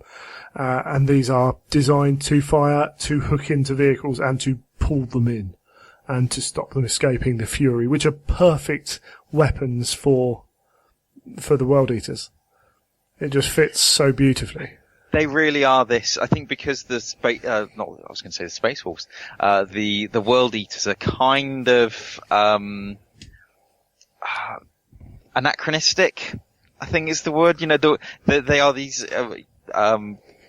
incredibly, gene-crafted creatures with the best weapons, all this high-tech equipment, and then you've got their chain axes and just their raw power. So the perfect thing to do is to give, these technological marvels such as the Conqueror and the Titans, these really brutal, but in virtually medieval weapons. Yeah. Simple. So simple. But, obviously with the future technology to make it work, but the principle behind them again is simple and brutal. And it comes from this Mechanicum planet and, whatever it's called again, Sarum. And it's not come like officially through the Imperium either. But it creates these really iconic spaceships and, Titans as well, which is awesome. And we read lots out there. They've become such a big part of, World Eaters and Legio Audax down the whole Black Library line now. It's just too cool to use, I think. So yeah, they got these weapons. This is their one exemplary battle in the thing. I actually thought, for a Black Book, I didn't think the exemplary battle really was that brilliant for them. Compared to some of the other legions, we got one rather than two. And maybe because so much is about the way they fight, it doesn't really hit home as well. I don't know. Yeah, I think how I would expect that most World Eater battles would go along a similar formula. Yeah. And so how exemplary can a battle be? It has to be something unusual. Yes. Yeah. So the Golgothan sector is near the Maelstrom, and this vortex creates this whole kind of all these issues around the surrounding sectors. And we know that stuff's gone into the Maelstrom and they'll come back. But eventually the Imperium can't ignore the pirates, the raiders, the small little Imperiums that are growing up within this area, and they send in the 13th Expeditionary Fleet, the bloody 13th, to go in and end it. So this is 11 years, 48 worlds and outposts, and 7 separate Xenos species rendered extinct. So, yeah, this is, that's perfect. Just let them go for 11 years. The World Eaters will be happy, won't they? Well, it's a new thing I can kill. But first up was Sarum, and it was actually Angron's first time of leading them into war as well. So Sarum's a Mechanicum Station world, founded during the Age of Strife, but been cut off from aid, really. They've had intermittent contact with Mars, and they've been asking for aid because they're constantly under attack, but nothing's come yet from the Brotherhood of Ruin. And this machine cult has kind of developed this warlike survivalist nature, the Red Jack. And the Brotherhood of Ruin are besieging them with malformed cyborgs and orc mercenaries used as well. Again, perfect enemies for the World Eaters to face. So they're blockaded. They start to retreat into their underworld kind of bunkers. The airs, there's no atmosphere on the world as well. So I like the fact that these orcs are wearing like void suits.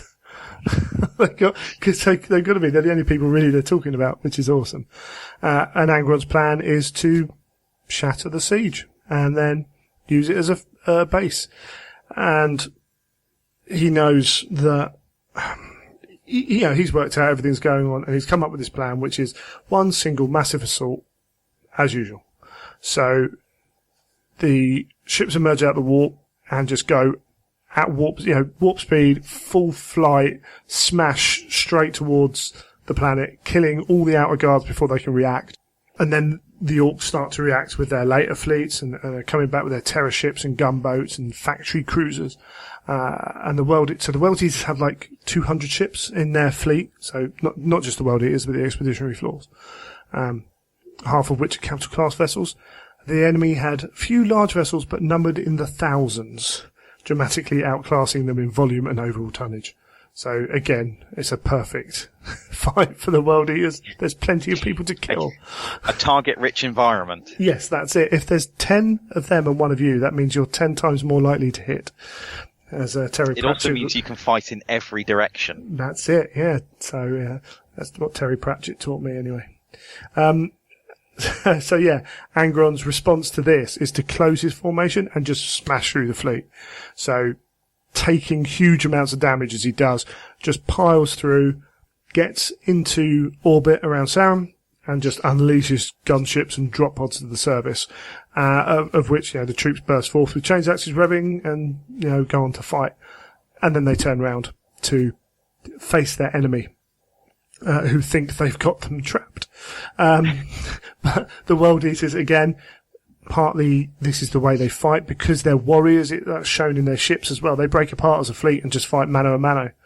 And because, again, as they outnumber, crossfire from enemy ships is hitting their own enemy, friendly fires going on and everything else, which is pretty awesome. And they get to board orc ships and fight forever and ever, slaughtering everyone. And then down on the planet, void suits offered little protection to chain axes and bolter shells.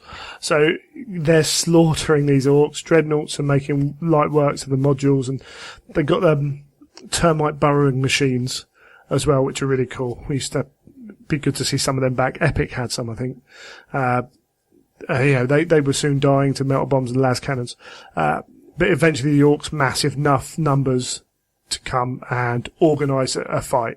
So again, the World Eaters are being completely surrounded by huge amounts of orcs and loving it. It's just what they do, isn't it? Yeah. There's not a great deal more you can say on that. No, it isn't. And this is partly, I think, part of the problem. Because there's no subtlety in the World Eaters. The plan is simple. You can only talk about it simply.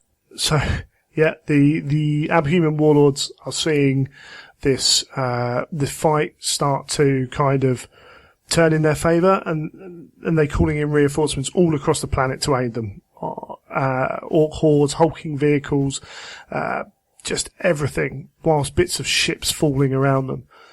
And then as they kind of coalesce together, huge volleys of cyclonic torpedoes smash around the World Eaters, who fight on. Of course they do.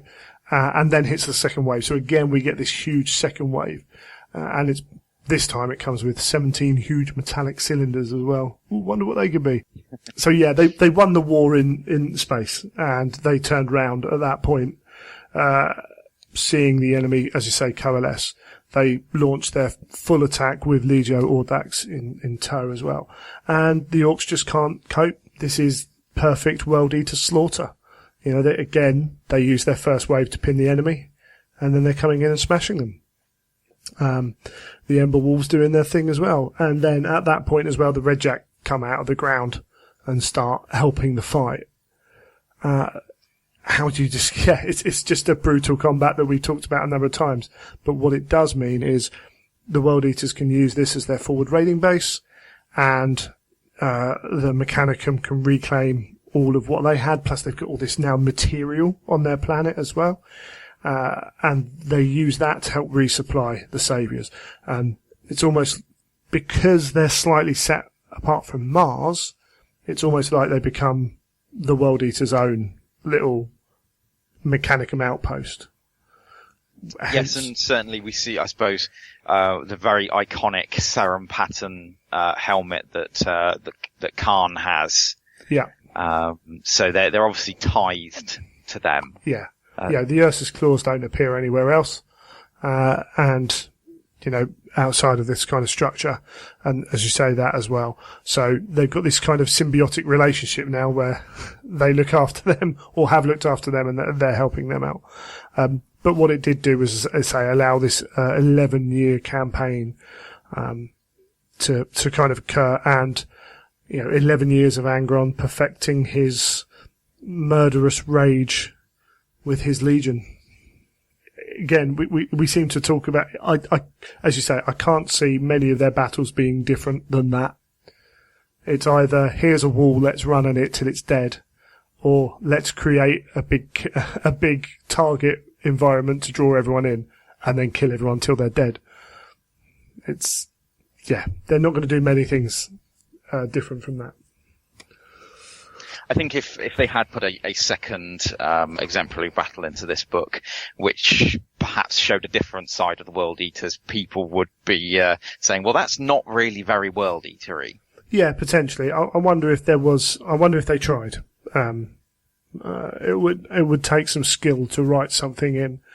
I mean, maybe they could have had something where they were defending, you know, a counter, kind of a sallying forth, where they all died, if you know what I mean. So, and they'd been caught somewhere, something like that. Again, though, I suppose it would just be, we ran at the enemy and shot them and chopped them. They're not going to provide a huge range. They're never going to write The Art of War, are they? So, yeah, I suppose on reflection, it was only ever going to be one story. Awesome. Alright, we've been going on for quite a while. I think we'll take a break there, and we'll come back and we'll talk about some units and how to play.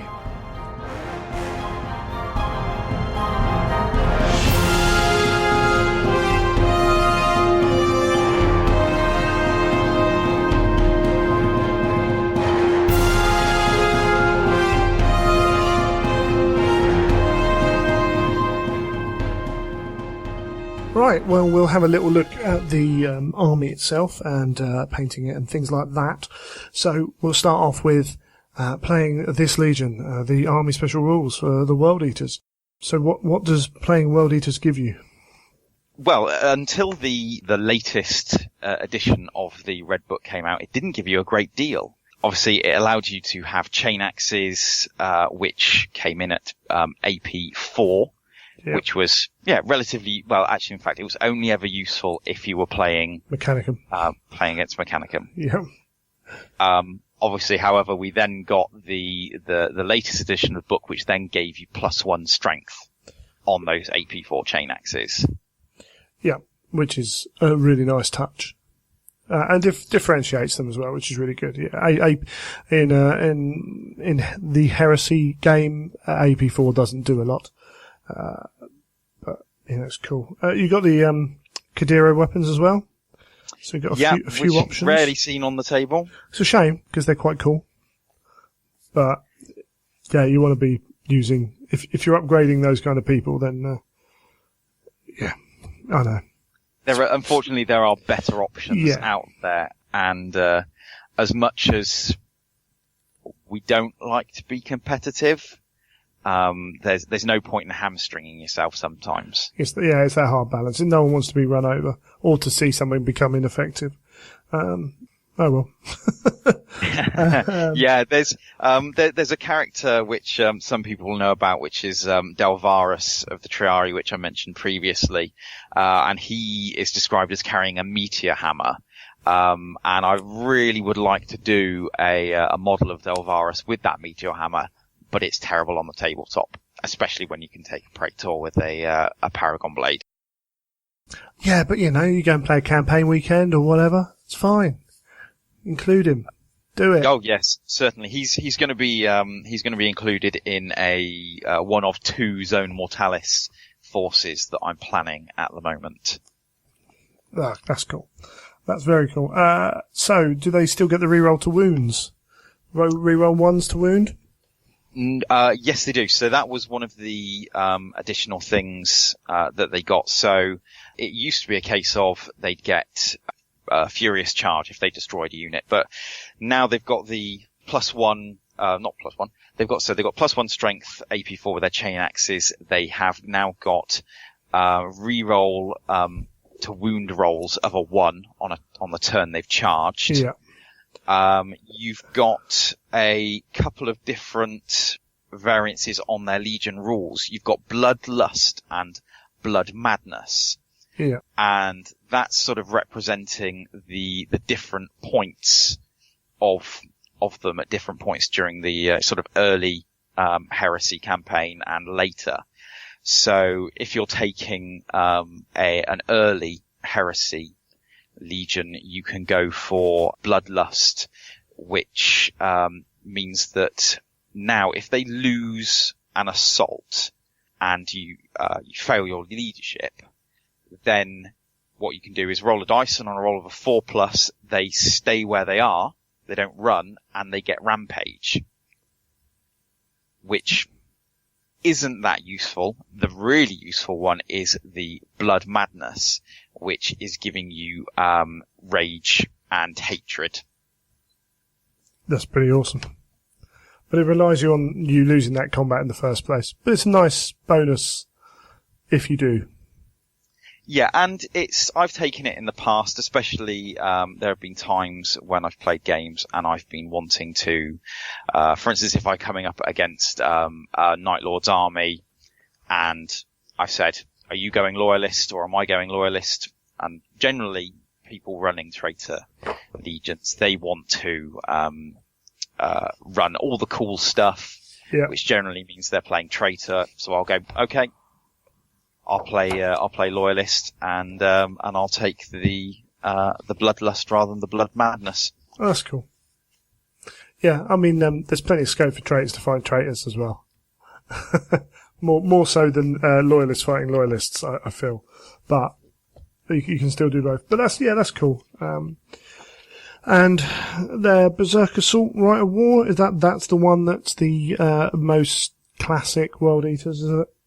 That is absolutely the classic World Eaters one. Actually, I did make a little bit of a mistake previously. It's when they get hatred when you take, the Berserker Assault. Yeah. Yes, that's right. I think generally what you'll find is people are taking Berserker Assault along with the Blood Madness, so the two of them kind of go hand in hand. Sure, yeah. So hatred outside your own deployment zone, so very much you're moving towards the enemy, and they get to re-roll, fail pinning tests, and run results of a 1.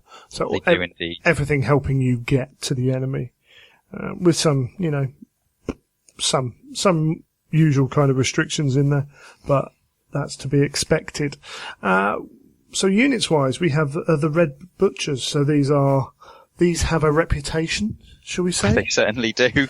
So, 2 wounds, loads of attacks, cool weapons, re-rolling failed charges. They're not bad. Which has saved me more than once. I can imagine. Yeah, they are an absolute beatstick of a unit. The number of times I've had them on the tabletop and people are just absolutely terrified of them. So, yeah, we're talking Cataphracti Terminators with power axes as standard. They actually come with a power axe and a combi bolter. And a combi bolter, yeah, which is pretty cool. And as I say, a couple of rules. So, re-rolling charges, and feel no pain 6 up as well. As a base thing is never anything to be sniffed at, is it? Hatred, whatever right of war you're taking, of everything as well. And fearless. I mean, these guys have got, on paper, they've got everything they need to have, haven't they? They do, yeah. How do you find being hit on a 3+? So that's their, ravening madmen. Always hit. That's one of the things I think people tend to find quite surprising, is that they're always getting to be hit on 3s. I always describe it as, they're just sort of windmilling with their car keys in their hand and they're not really trying to defend themselves. Yeah, absolutely, they're all out. In fact, I'm used to that from old Space Wolves with Mark of the Wolfen giving units, always hit on 3s as well. Yeah, they're all about the death and not about themselves. Does that ever really kick you in the rear, or? I suppose the thing is that although they are 2 wounds and that they are the elite Terminator unit, so often what you tend to find when you're doing Legion games and 2 people have got their elite Terminator units, they inevitably seem to find their way into combat against each other. And it becomes a big grind, and although the butchers have got a huge number of attacks, quite often I've so often come up against Vulcan and Fire Drakes. Sure, yeah. And the 3s to hit for the Fire Drakes with Thunderhammers, that's the wall that the Red Butchers will break against. Sure, yeah. It's your weapon skill 5 is fine, but other elite Terminator units are probably going to be weapon skill 5 as well. Yes. So that is a fundamental kind of, that's one of the big break shifts in the way weapon skill works in this edition. And also they can't be scoring. So, no. Again, other units can be, they get the rules to do that, and these guys can't be. But it's kind of a small sacrifice to pay for. These guys are rightly feared when they jump out of a Spartan. Simple, the amount of attacks, especially when you're, so for instance, if you are attacking another weapon skill 5 Terminator unit, obviously you're hitting on 4s, but then you're re-rolling those misses. Yeah. You've got a bucket load of attacks, especially with Rage, you're going to have +2 attacks on the charge. I think the real star of the show in this unit is the Devoured, the squad sergeant, because you can give him twin chain fists, or a power fist and a chain fist, and on the charge he's got 6 armor bane attacks. He's okay, isn't he? The number of super heavy vehicles that guy has ripped apart single-handedly. Yeah. Is incredible. I must admit, the few times I've played, it's like, okay, so where are the Red Butchers? I need to know this before the game starts. I need to know where they are and to back away from them. They're cool. They have a deserved reputation in the Heresy, which is really good. Rampager squads. Yeah, sadly not seen that often on the tabletop. No. But they can all accept and issue challenges. Yeah. They're quite expensive, aren't they? Yes, they are. And I suppose the thing is, they weren't seen too often previously. They're taking up a valuable elite slot. Yeah. And I think now, especially with the updates to the chain axe rule, I think they've pretty much been superseded just by the regular tactical squad. Right, so in my thing, I've got the Age of Darkness book here. It says elite and fast attack. Is that dependent on how you equip them? Or is that a change that's just come in? Because I'm looking at Rampage. It's the first time I've properly looked at it. So in the obviously in the red banner section, it's got the elite symbol, and underneath it says elites and fast attack. And I'm giving a little review through. It's not under the jump pack rules, and it's no, there's nothing there to say. So unless that's something that's looked at somewhere else, that's something I'd have to look at. But you can kind of see where these guys are going to be used. These guys are supposed to be that kind of first line, holding in place. They can scout, so they can be close to the enemy. But yeah, you're paying a lot of points for not many wounds in power armor. Does it matter if you can accept challenges if you're dead? Not really. Yeah, so they do have scout, and you can give them a Land Raider, but you can't, for instance, give them a Rhino. So if you want to get them up quickly, you've got to go for the jump packs and 2 points each. That's pushing the price up even further. Yeah. And I think assault squads with chain axes will do the same job better. Yeah, you're probably right. The only way I could see them being used is as scouts on foot, but you're paying a lot of points for power armored models at that point. It's a shame. Do they have any other units, or are we straight into the characters? No, those are the only two units. So hopefully we'll see the Devourers at some point. Yes, yeah, fingers crossed. It'd be good to see that expand on that a little bit. As you say, with the chain axe rules, it's quite easy to see World Eaters units on the table. Yeah, I think that's one of the really nice things with the updates that they did.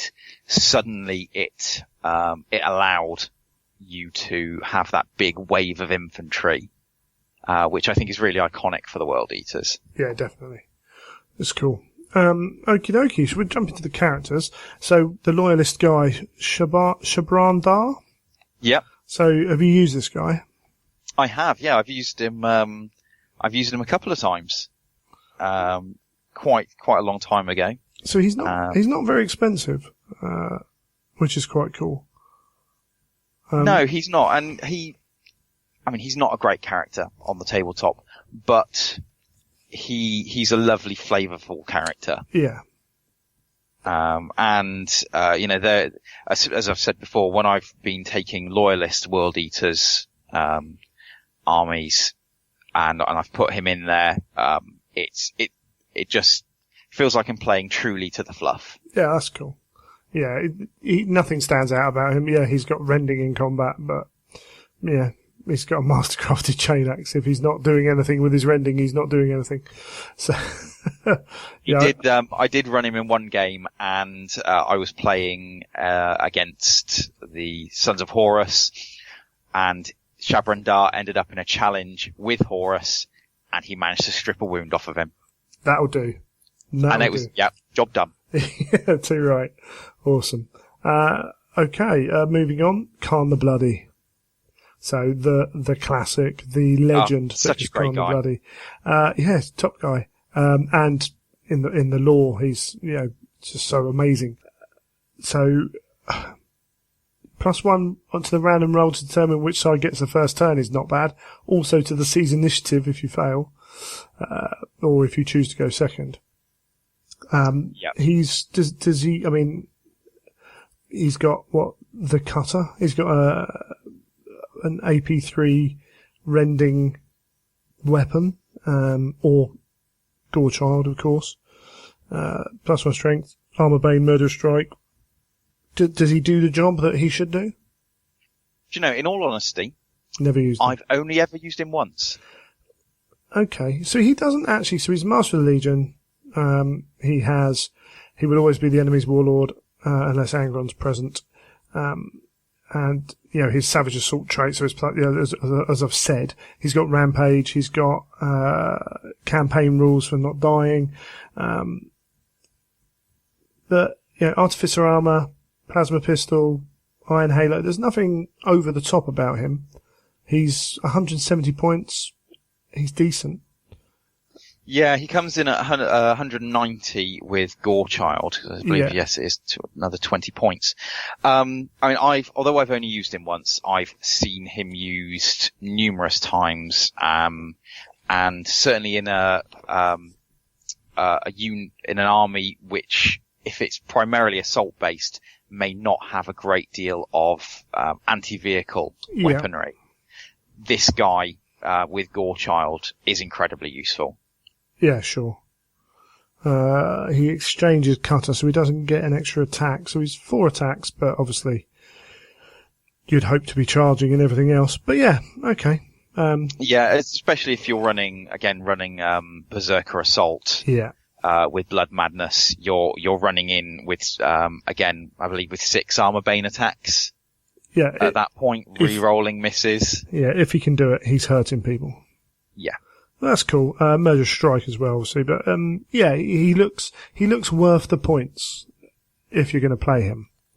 And obviously the army would need to be suited that way. We've got the what's the apothecary's name again? Gerland Sulak. Gerland Sulak, yeah. So he was quite a cool addition when he came out. Not just sort of him, but also the additional apothecary rules that were brought in book 6. I think that's because obviously that came in not too long after the updated Red Book, which had the additional chain axe rules in. Yeah. And I think that had a huge meta shift for the World Eaters. It certainly allows a more infantry army to be more effective. Yeah, the ability to survive across the table. Well, we've certainly what I've seen with a lot of other World Eaters players is a huge number of the augmented inductii. Yeah. Which are if we touch on that, the sort of with butcher's nails turned up to 11. Yeah, they're pretty cool. Yeah, I'm the same. The few armies I've seen since have had them, have gone full bore on them. Whether that's because they're new as much as anything else, I'm not 100% sure.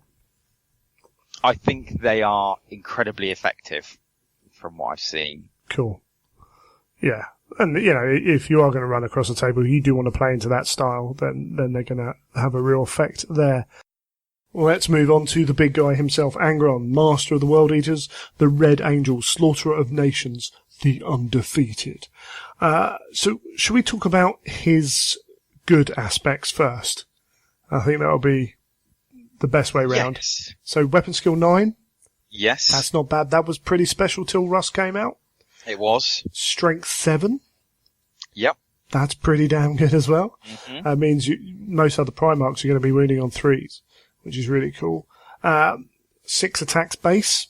It's higher than a lot of them. And then we've got, he's got all the usual Primarch rules and whatever. He can call out and fight as many challenges as there are enemy independent characters and units in combat with him, up to his current number of attacks. So his first combat, he can call out 6 challenges. Yep.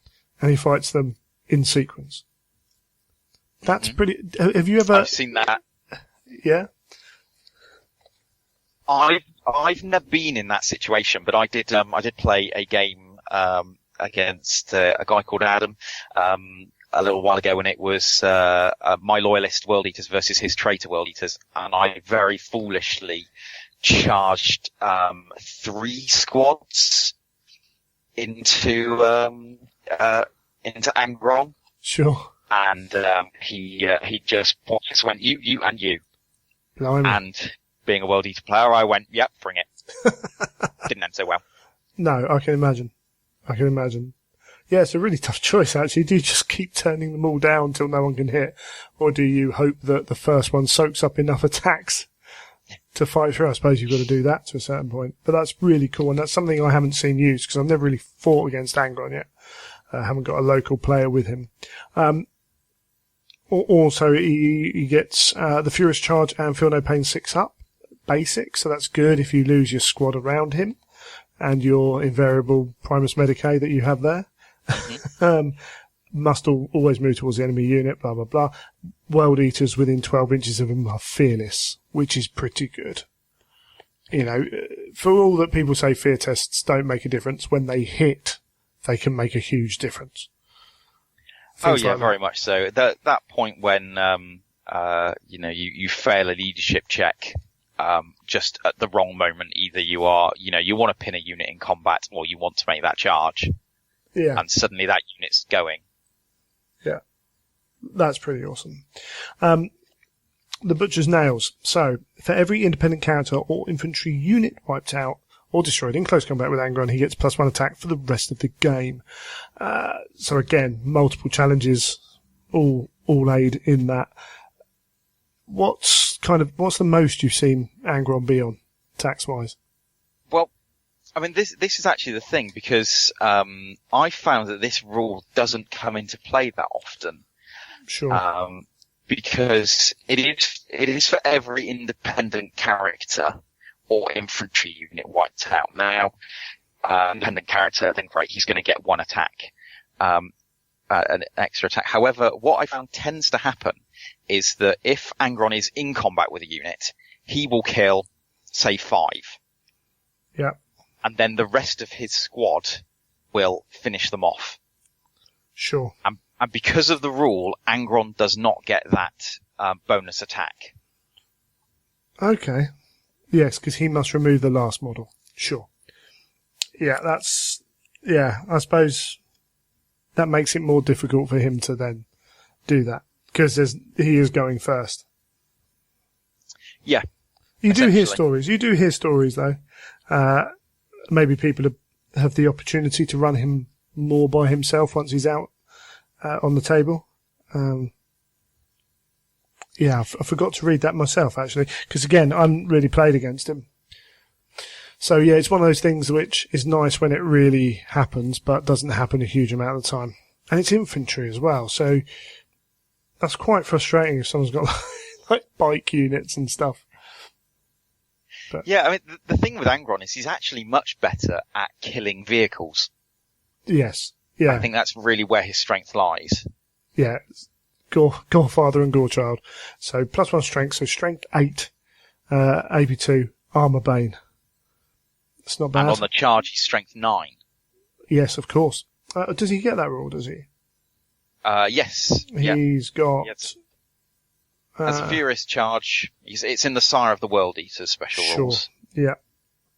Cool. So he's going to tear apart those things. Oh, that's right. Yeah, Furious Charge special. Of course. I just said it.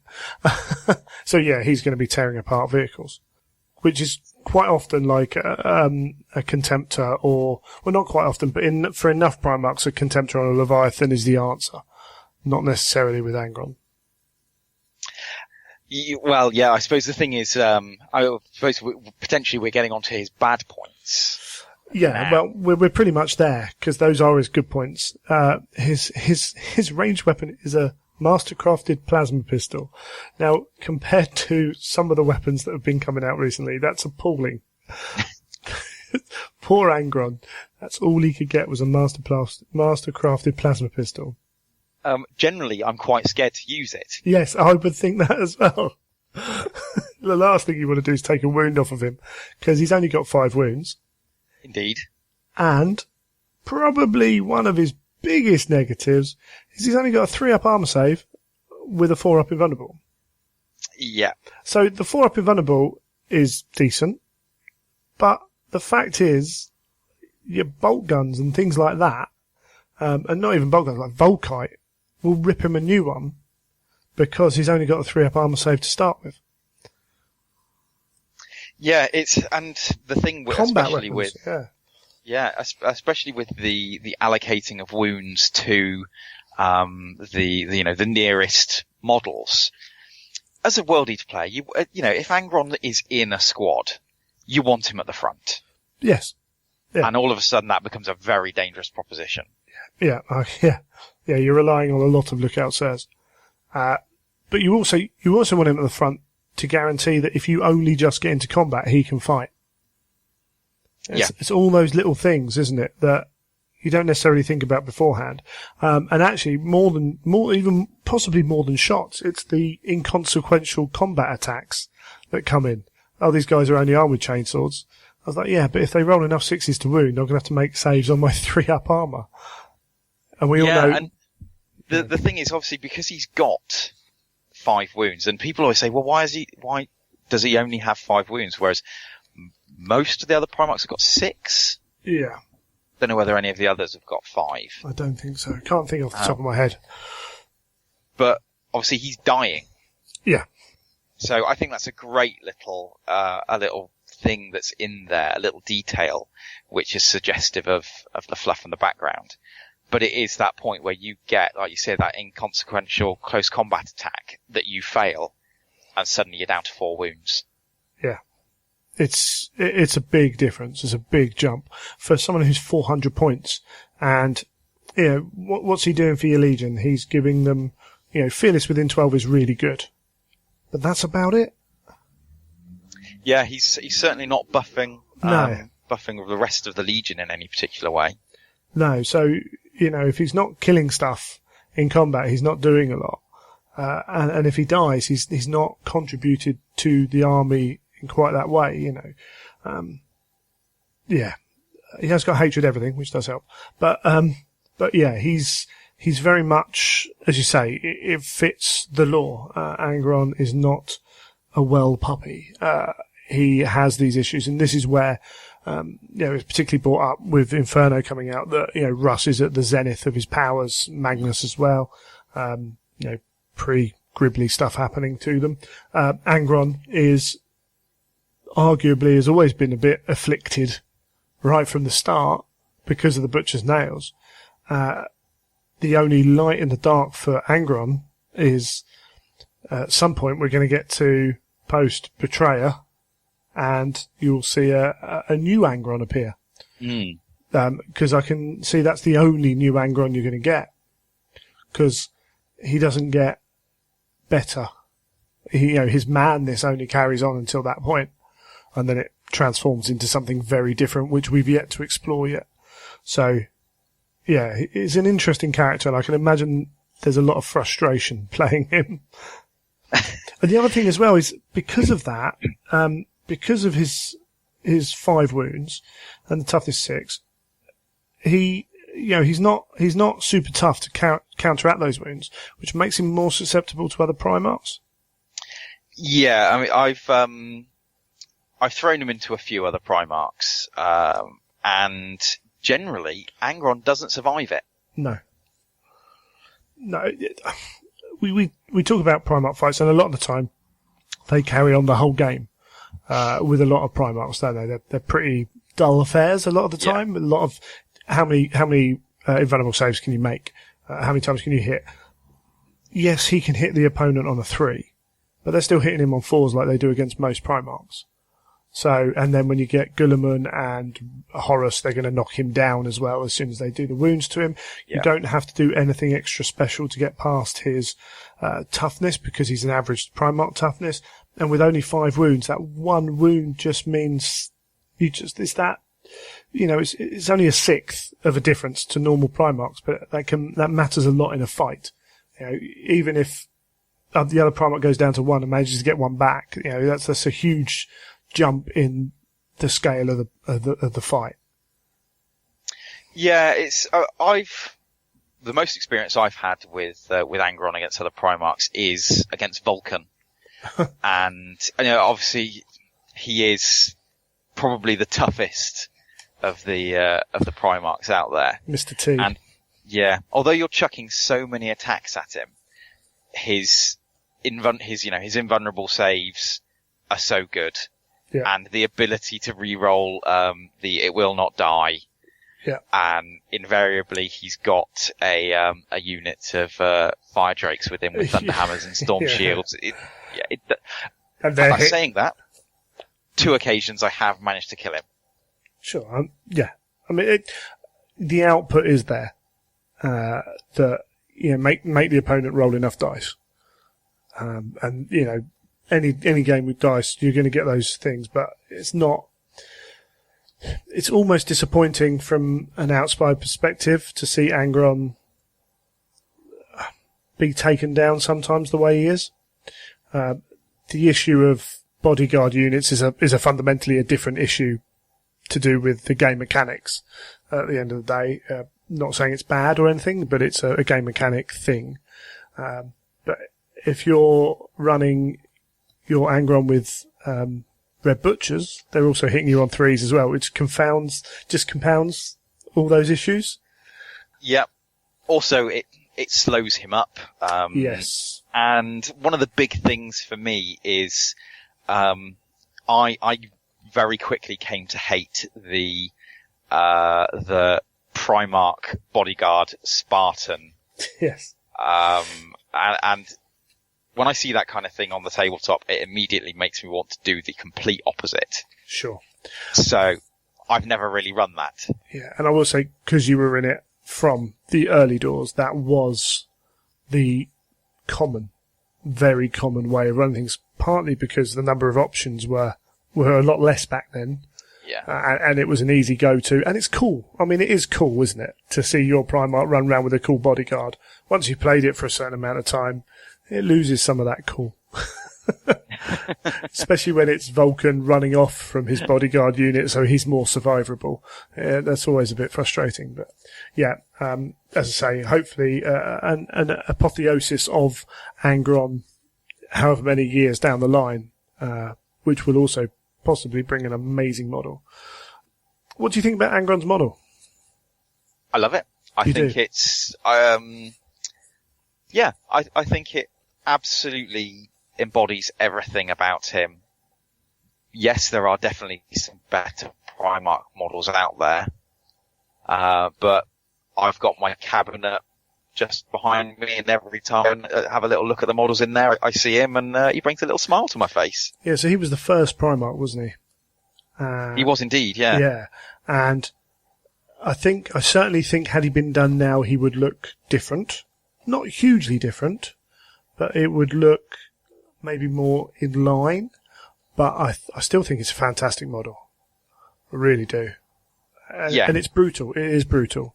We mentioned on last show, talking about our top 5 Primarchs, and the difference between him and Russ, who are almost in the same sort of, not the same sort of pose, but doing the same kind of thing. But the story between the two is so different.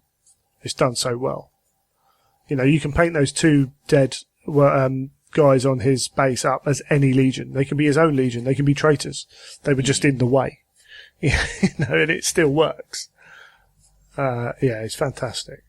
Yeah, I don't look at that model now and at any point think, they could have done that better. I think it's absolutely spot on. Yeah, that's cool. That's cool. And that's, I certainly couldn't have done any better. I just think Sam's learnt a lot doing it. As anyone does, the more you do something, the better you get. It was Sam, wasn't it? Did that one? Yes, it was. It was, yes. Losing track. But yeah, no, he's very cool. Now, do you go for the classic blue, white and blue, should I say, colour scheme on your models? Yeah, pretty much. I've not started going into the realms of the red and white mid-heresy. Sure. Apart from the gore spatter that I've got on plenty of my models. Yeah, so gore is the one thing that you'd probably associate with World Eaters. Very common for World Eaters to have. And there are brilliant tutorials all out over, blogs and YouTube and whatever for that. Do you do the Tamiya style? Yes. Yeah. Yes, I do. So, yeah, we won't go into that, but you can find out how to do gore if you don't already know. whereas the Iron Warriors maybe mud's their thing, definitely blood for the World Eaters.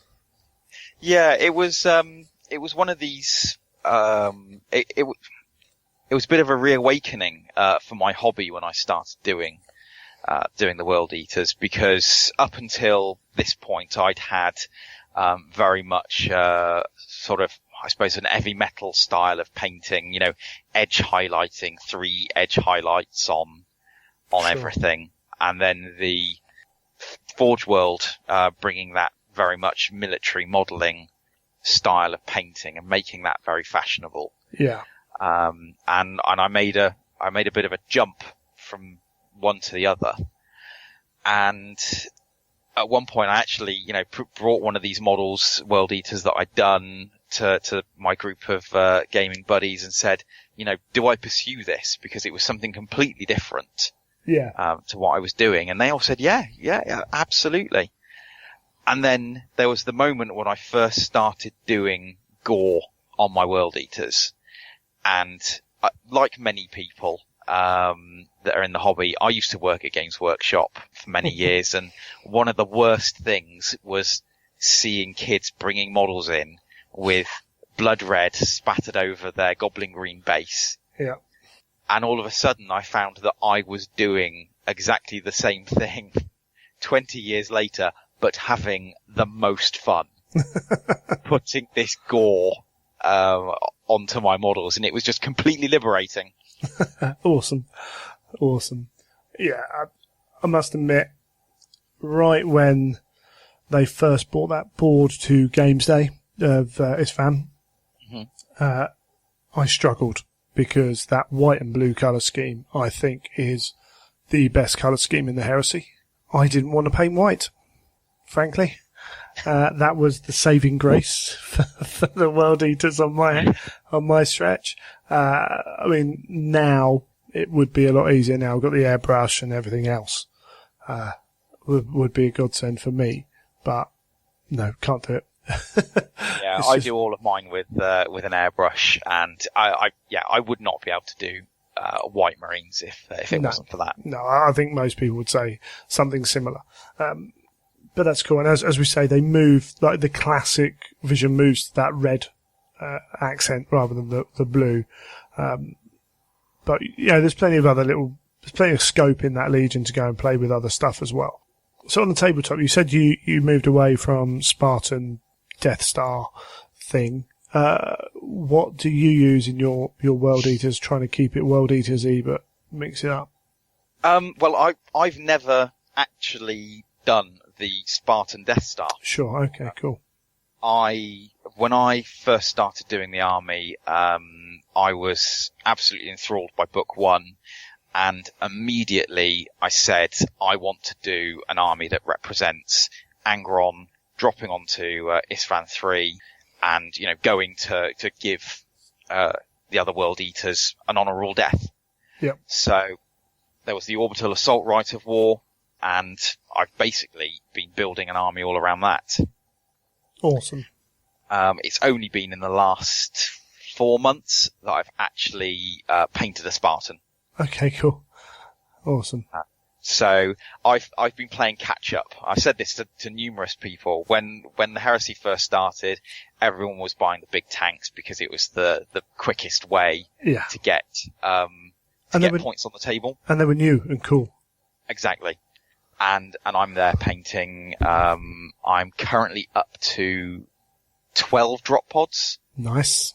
Of varying, different. I've got a Charybdis. I've got my normal drop pods. I've got some Dreadclaws, a couple of Dreadnought drop pods. Yeah, the core of the army revolves around a couple of tactical squads in drop pods. I also did, perhaps stupidly at the time, I thought 2 assault squads. Absolutely that's exactly what World Eaters should have, and they'll be brilliant on the tabletop. And then they didn't see any game time. Yes, bless. Yeah. Just having to take your assault squads off of the table because of Phosphex quad mortars. There's only so many times you can do that before it just becomes too heartbreaking. Sure, yeah. So looking at kind of expanding on that, are you very much all about the assault for the World Eaters? So that's the way you're going to keep playing it? I think so. Any other way tends to feel a little bit dirty. And the worst thing is, I'm terrible for peer pressure, I think. Right, because what'll happen is I'll be trying to play to a mission, and if somebody says, it's not very World Eater, is it? Yeah. And I'm like, oh, why you?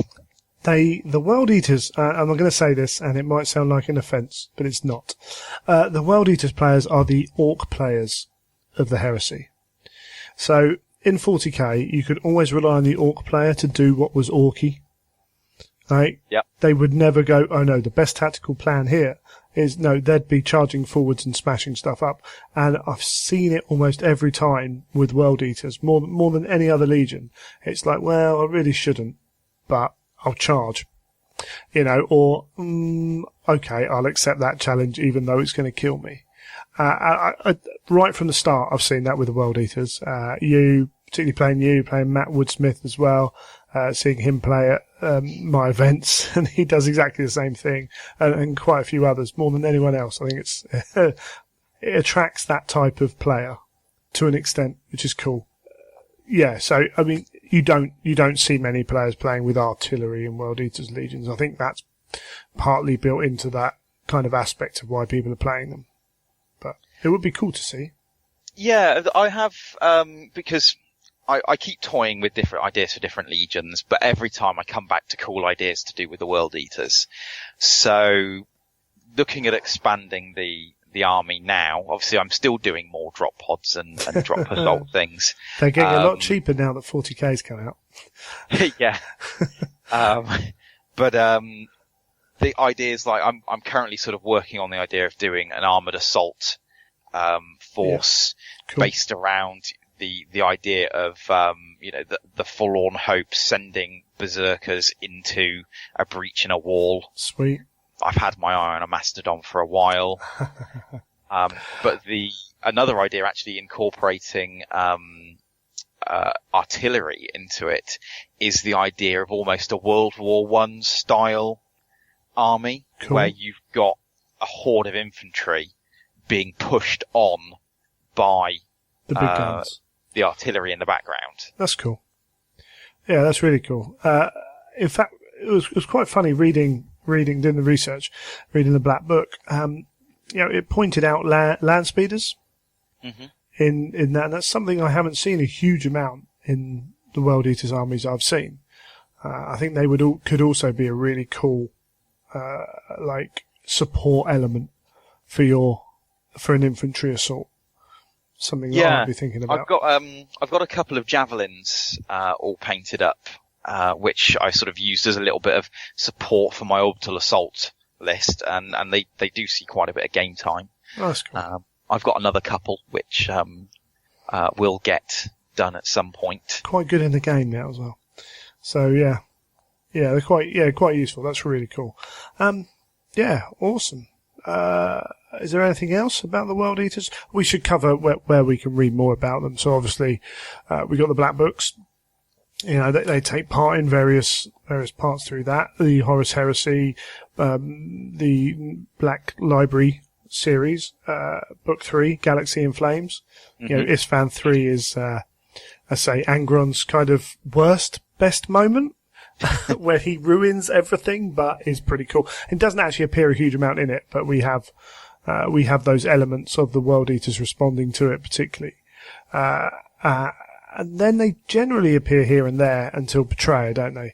So yes. We've got the awesome World Eater. One of the few good things about Battle for the Abyss. Well, he's Sky is quite cool. And we get this bromance between Khan and what's his name, the word bearer? Tal. Argyle Tal, yeah, which is really cool because the one thing about those books was they showed how cool Khan is through After Deshaya and all the way through Betrayer, where he sees this legion descending somewhere and is fighting his hardest not to let it descend, trying to maintain that level of control, and, you know, slowly succumbing to it himself as we see in Betrayer, which is very cool. Betrayer is just a phenomenal book. Yes, really. Yeah. I can't sing its praises any greater. It makes these lunatics into really likable characters. Yeah, I think a couple of other people have done it as well, but yeah, Aaron does a very good job, and you get to see them in full scale assault right at the start as well. You get to see the condescending nature of Lorgar towards Angron, and as we say, we get to see a little bit of Angron's thought processes in that respect of you know, bless him, particularly when they're talking about the Night of the Wolf and all that jazz. There are, I mean, with the 40 odd books through the Heresy now, I'm trying to remember where else they appear, but yeah, Betrayer's their real kind of big piece. I'm sure they're going to have a couple of moments. There's some big battles to fight coming up, and they're going to be all over them. But we've got Betrayer as their main piece. What then becomes interesting is those little snippets we get everywhere else, like the one in The Master of Mankind. Yeah. Which again we won't go into, but anyone who's read it knows what we're talking about. I'm sure plenty of other people know what we're talking about as well. And that piece in itself being, as Aaron said in the interview, you know, being shown in the way it was doesn't necessarily give you the answers you want to hear, or the full extent of the answers you want to hear. So there's still plenty of mystery. There's still plenty of tragedy in the World Eaters as a whole, and Angron himself. This was, you know, they're the most obvious legion to turn their face from the Imperium, from the Emperor, and yet the one that you can almost don't struggle to justify why they turned. Yeah, well, they're called the World Eaters, aren't they? I mean, it's, Yeah, you know, they're a broken legion. They were made of broken people from the start, given to a very broken Primarch. Maybe handled in the wrong way. Maybe there was no right way to handle them. That's a discussion you can have forever and ever and ever. And we're never going to get like the final answer on that.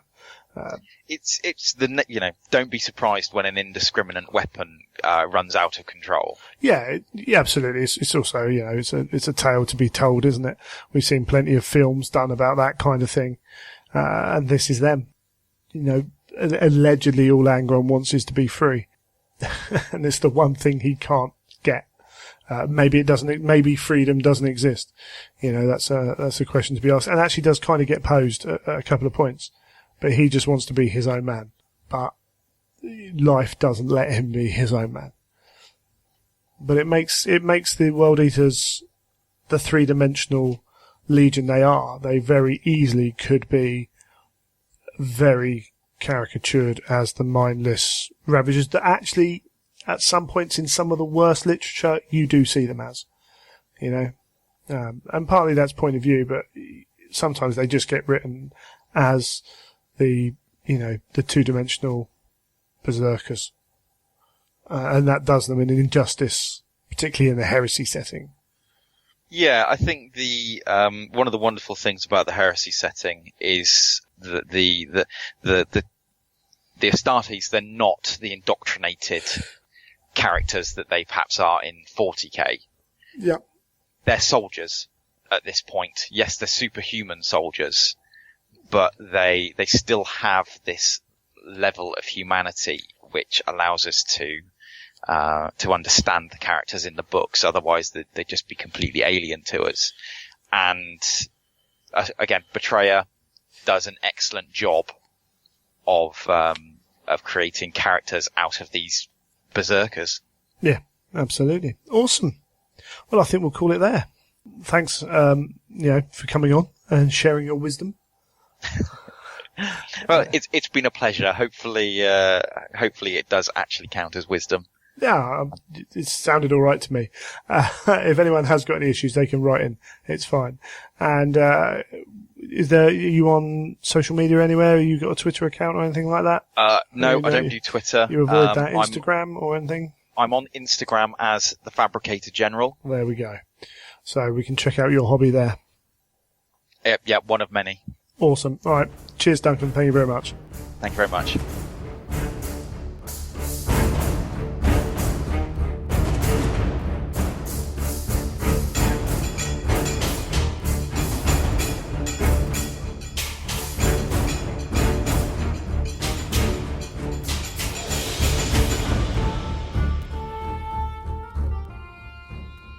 And Neil's back with us to close out the show. Hello, Neil. Hello, Greg. There we go. Okay. Just before we go any further, the prizes from the London Heresy should now be with everyone. If you haven't received your prize, please let me know and I will sort that out, because that is groovy. Moving on, we have the contest we put up last time. So this was for a session with Miles. Miles gave us these as part of a sponsorship deal we have with him. Now, we only got 2 contest entries. So, what I've decided to do is give each of them one of the prizes. Because why not? Just shows sometimes it's worth entering. So, Chase has just got into the Heresy, last November. So he's come up to his year anniversary of being in the Heresy.